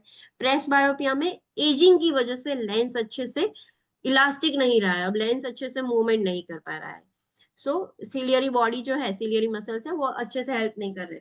सो इसमें पेशेंट को होगा क्या, नजदीक का अच्छे से नहीं दिखेगा बट दूर का अच्छा दिखेगा, लाइक हाइपरोपिया। एंड एस्टिग्मेटिज्म में जो कॉर्निया है वो इतना ज्यादा लाइक पॉइंटेड है, उसकी कर्वेचर में ही एबनॉर्मालिटी है। सो इसकी वजह से दो दो पॉइंट पड़ रहे हैं रेटिना पर, सो पेशेंट को ऐसे डबल डबल दिखेगा। सो दैट इज एस्टिग्मेटिज्म। असेसमेंट कैसे कर सकते हैं, सो रिफ्रैक्शन से ही हम असेस कर पाएंगे। सो पेशेंट को ऐसे स्नेलन चार्ट पढ़वाएंगे, कैसा दिख रहा है, नजदीक का दिख रहा है, दूर का दिख रहा है। स्पेशल ऐसे आगे ग्लास रख के पूछेंगे कि अब दिखा, अब दिखा, ऐसे करके पता चल जाएगा कि हाँ पेशेंट को क्या प्रॉब्लम है। उसकी नॉन सर्जिकल दो ही कर सकते हो, इधर सर्जरी या non surgery. Non surgical intervention में eye glasses and lenses use कर सकता है पेशेंट। सर्जिकल इंटरवेंशन है तो 4 सर्जरी है, radical keratotomy, photo refractive keratotomy, laser assisted in situ keratomileusis and corneal ring. Radical keratotomy में क्या किया जाता है, जो कॉर्निया है उसकी पेरिफेरल एजिस पर इंसिजन रख देंगे तो जिससे कॉर्निया फ्लैट हो जाएगा। फोटो रिफ्रेक्टिव किरेटोटॉमी में एक लेजर लाइट का यूज करते हैं सीधा कॉर्निया पर। सो उससे जो बीच का small portion of cornea remove हो जाता है, डैमेज हो जाता है, फिर धीरे धीरे अपना शेप रीगेन करेगा, सो रीशेप हो जाएगा, फिर से वो अच्छा हो जाएगा, बट अब पहले से बेटर है उसका शेप। लेसिक सर्जरी में क्या होता है, कॉर्निया का एक ऊपर से थोड़ा पोर्शन हम ऐसे रिमूव करते हैं, अटैच होता है, कंप्लीटली रिमूव नहीं करते बट ऐसे खोल देता है, फिर हम लेजर लाइट उसके ऊपर डालेंगे, सो जिससे कॉर्निया का शेप ऐसे चेंज हो जाए, फिर वापस से जो हमने फ्लैप रिमूव किया था उसको वापस से स्टिचेस लेके क्लोज कर देंगे। एंड कॉर्नियल रिंग में हम कॉर्निया के आसपास हम एक रिंग, फ्लेक्सिबल रिंग रख देते हैं जिससे कॉर्निया का शेप मेंटेन रहे। सबसे कॉमनली ये लेसिक सबसे कॉमन यूज होती है। फिर हमने देखा था लीगल ब्लाइंडनेस। लीगल ब्लाइंडनेस मतलब पेशेंट को दिखाई नहीं दे रहा है, 20/200 का विजन भी उसको लेंस की मदद से भी नहीं दिख रहा है, जो अच्छी है उससे भी नहीं, उतना भी नहीं दिख रहा है या तो उससे भी कम दिख रहा है, या तो उसका जो विजन है पेरिफेरल विजन, मतलब वो 20 डिग्री से ज्यादा वाइड एंगल पर देख ही नहीं सकता है। Like us we can see the wide angle of 180 but वो वाइड एंगल पर नहीं देख सकता है, तो अब हम उसको बोलेंगे कि उसको नहीं दिखाई दे रहा है, the patient is legally blind. Assessment ये करके पता चल जाएगा। इंटरवेंशंस, जो भी पेशेंट लीगली ब्लाइंड है उसको क्या ध्यान रखना है, सो हमें नॉर्मल टोन में बात करनी है, ना ऊंची आवाज ना नीची आवाज। पेशेंट के रूम में जाने से पहले उसको अप्रोच करो, अलर्ट करो दैट यू आर कमिंग। सीधा नजदीक जाके हेलो हाउ आर यू सीधा पूछोगे तो पेशेंट डर जाएगा। देन पेशेंट को ओरिएंट करवाना है उसके एनवायरमेंट से कि ये आपका रूम है, एक फोकल पॉइंट की मदद से आपको ओरिएंट करवाना है सब चीज। देन पेशेंट को टच करने देना है इस रूम में सब कुछ। अगर पेशेंट को आप खाना दे रहे हो तो पेशेंट को फाइंड आउट ना करना पड़े कि दाल, राइस, फोक, स्पून, नाइफ कहाँ पर है। एक उसकी जो क्लॉक प्लेसमेंट होती है, you can Google it, the clock placement of the meal tray, तो आपको पता चल जाएगा कि वो एग्जैक्टली वहां पर ही रखना होता है। पेशेंट को पता है कि रोटी यहाँ पर ही होगी, सब्जी यहाँ पर ही होगी, स्पून यहाँ पर ही होगी, फोक यहाँ पर होगी, तो पेशेंट को ढूंढना ना पड़े। जितना हो सके पेशेंट को इंडिपेंडेंट बनाना है। पेशेंट को जब आप एम्यूलेट करवाते हो तो पेशेंट को एक स्टेप पीछे रखोगे, आपके पीछे, आपके साथ में नहीं चलाना है। एंड पेशेंट को बोलना है कि आपकी एल्बो पकड़ी, आप एल्बो अपनी बॉडी से नजदीक रखोगे, आप ऐसे हाथ अपना पीछे नहीं करोगे, आपको अपने हाथ नजदीक रखना है। सो जैसे ही आप टर्न करोगे, स्ट्रेट डाउन मूव होगे, जो भी करोगे, पेशेंट को पता चलेगा कि हाँ अब मुझे उतरना है, राइट लेफ्ट करना है, तो पेशेंट को पता चलेगा। पेशेंट को हम बोल सकते हैं कि उनकी एक स्पेशल केन आती है ब्लाइंड पीपल के लिए, तो वो केन यूज कर सकता है। वो केन ऑलवेज डोमिनेंट हैंड में पकड़नी है एंड फ्लोर से ऊपर रखनी है, फ्लोर को टच करवा के नहीं यूज करनी है। एंड जब भी आप आगे बढ़ते हो तो वो केन से ऐसे स्वीप करके चेक करना है कि आगे कुछ ऑब्स्टिकल है या नहीं, नहीं है तो वो आगे कदम रख सकता है। इतनी ही इंटरवेंशन नहीं है, जब आप क्वेश्चन सॉल्व करोगे तो बहुत सारे अलग अलग नए नए इंटरवेंशंस भी आएंगे। When I was practising the question, कैसे इंटरवेंशंस आते थे कि ब्लाइंड पीपल है तो क्लॉक कौन सी यूज करोगे, सो टिक टिक वाली क्लॉक जिसमें टाइम बोलता, लाइक 1 बजेगा तो 1 ऐसे साउंड क्रिएट होता है, 2 बजते तो 2 बार साउंड बजता है, 3 बजते तो 3 बार साउंड होता है, ऐसी क्लॉक्स आती है ना साउंड वाली, तो ऐसी क्लॉक यूज करनी है। पेशेंट, अगर पेशेंट को न्यूज पढ़ना है, so patient can not read the newspaper, right, so उसके रूम में रेडियो है, टेलीविजन है, मतलब ऑडिबल चीजें उसके रूम में रखनी है। सो ये सारी चीजें आपको ध्यान रखनी होगी। सो ऐसे डिफरेंट भी आते हैं, मैंने बहुत सारे थे ऐसे नए नए थे, but whenever you read the question आप ऑप्शंस पढ़ के पता चल जाएगा कि हाँ ये ब्लाइंड पीपल के लिए हेल्पफुल है, तो ये हम कर सकते हैं ब्लाइंड पीपल के लिए। So it is not limited to this points, बहुत ज्यादा एक्स्ट्रा भी है, जब आप क्वेश्चन सॉल्व करोगे तब नए नए आएंगे और ज्यादा, सो उससे आपको पता चल जाएगा। अंडरस्टूड? यस और no? Yes, ma'am. Okay, then see you tomorrow at 9 a.m. Thank you. Thank you, ma'am.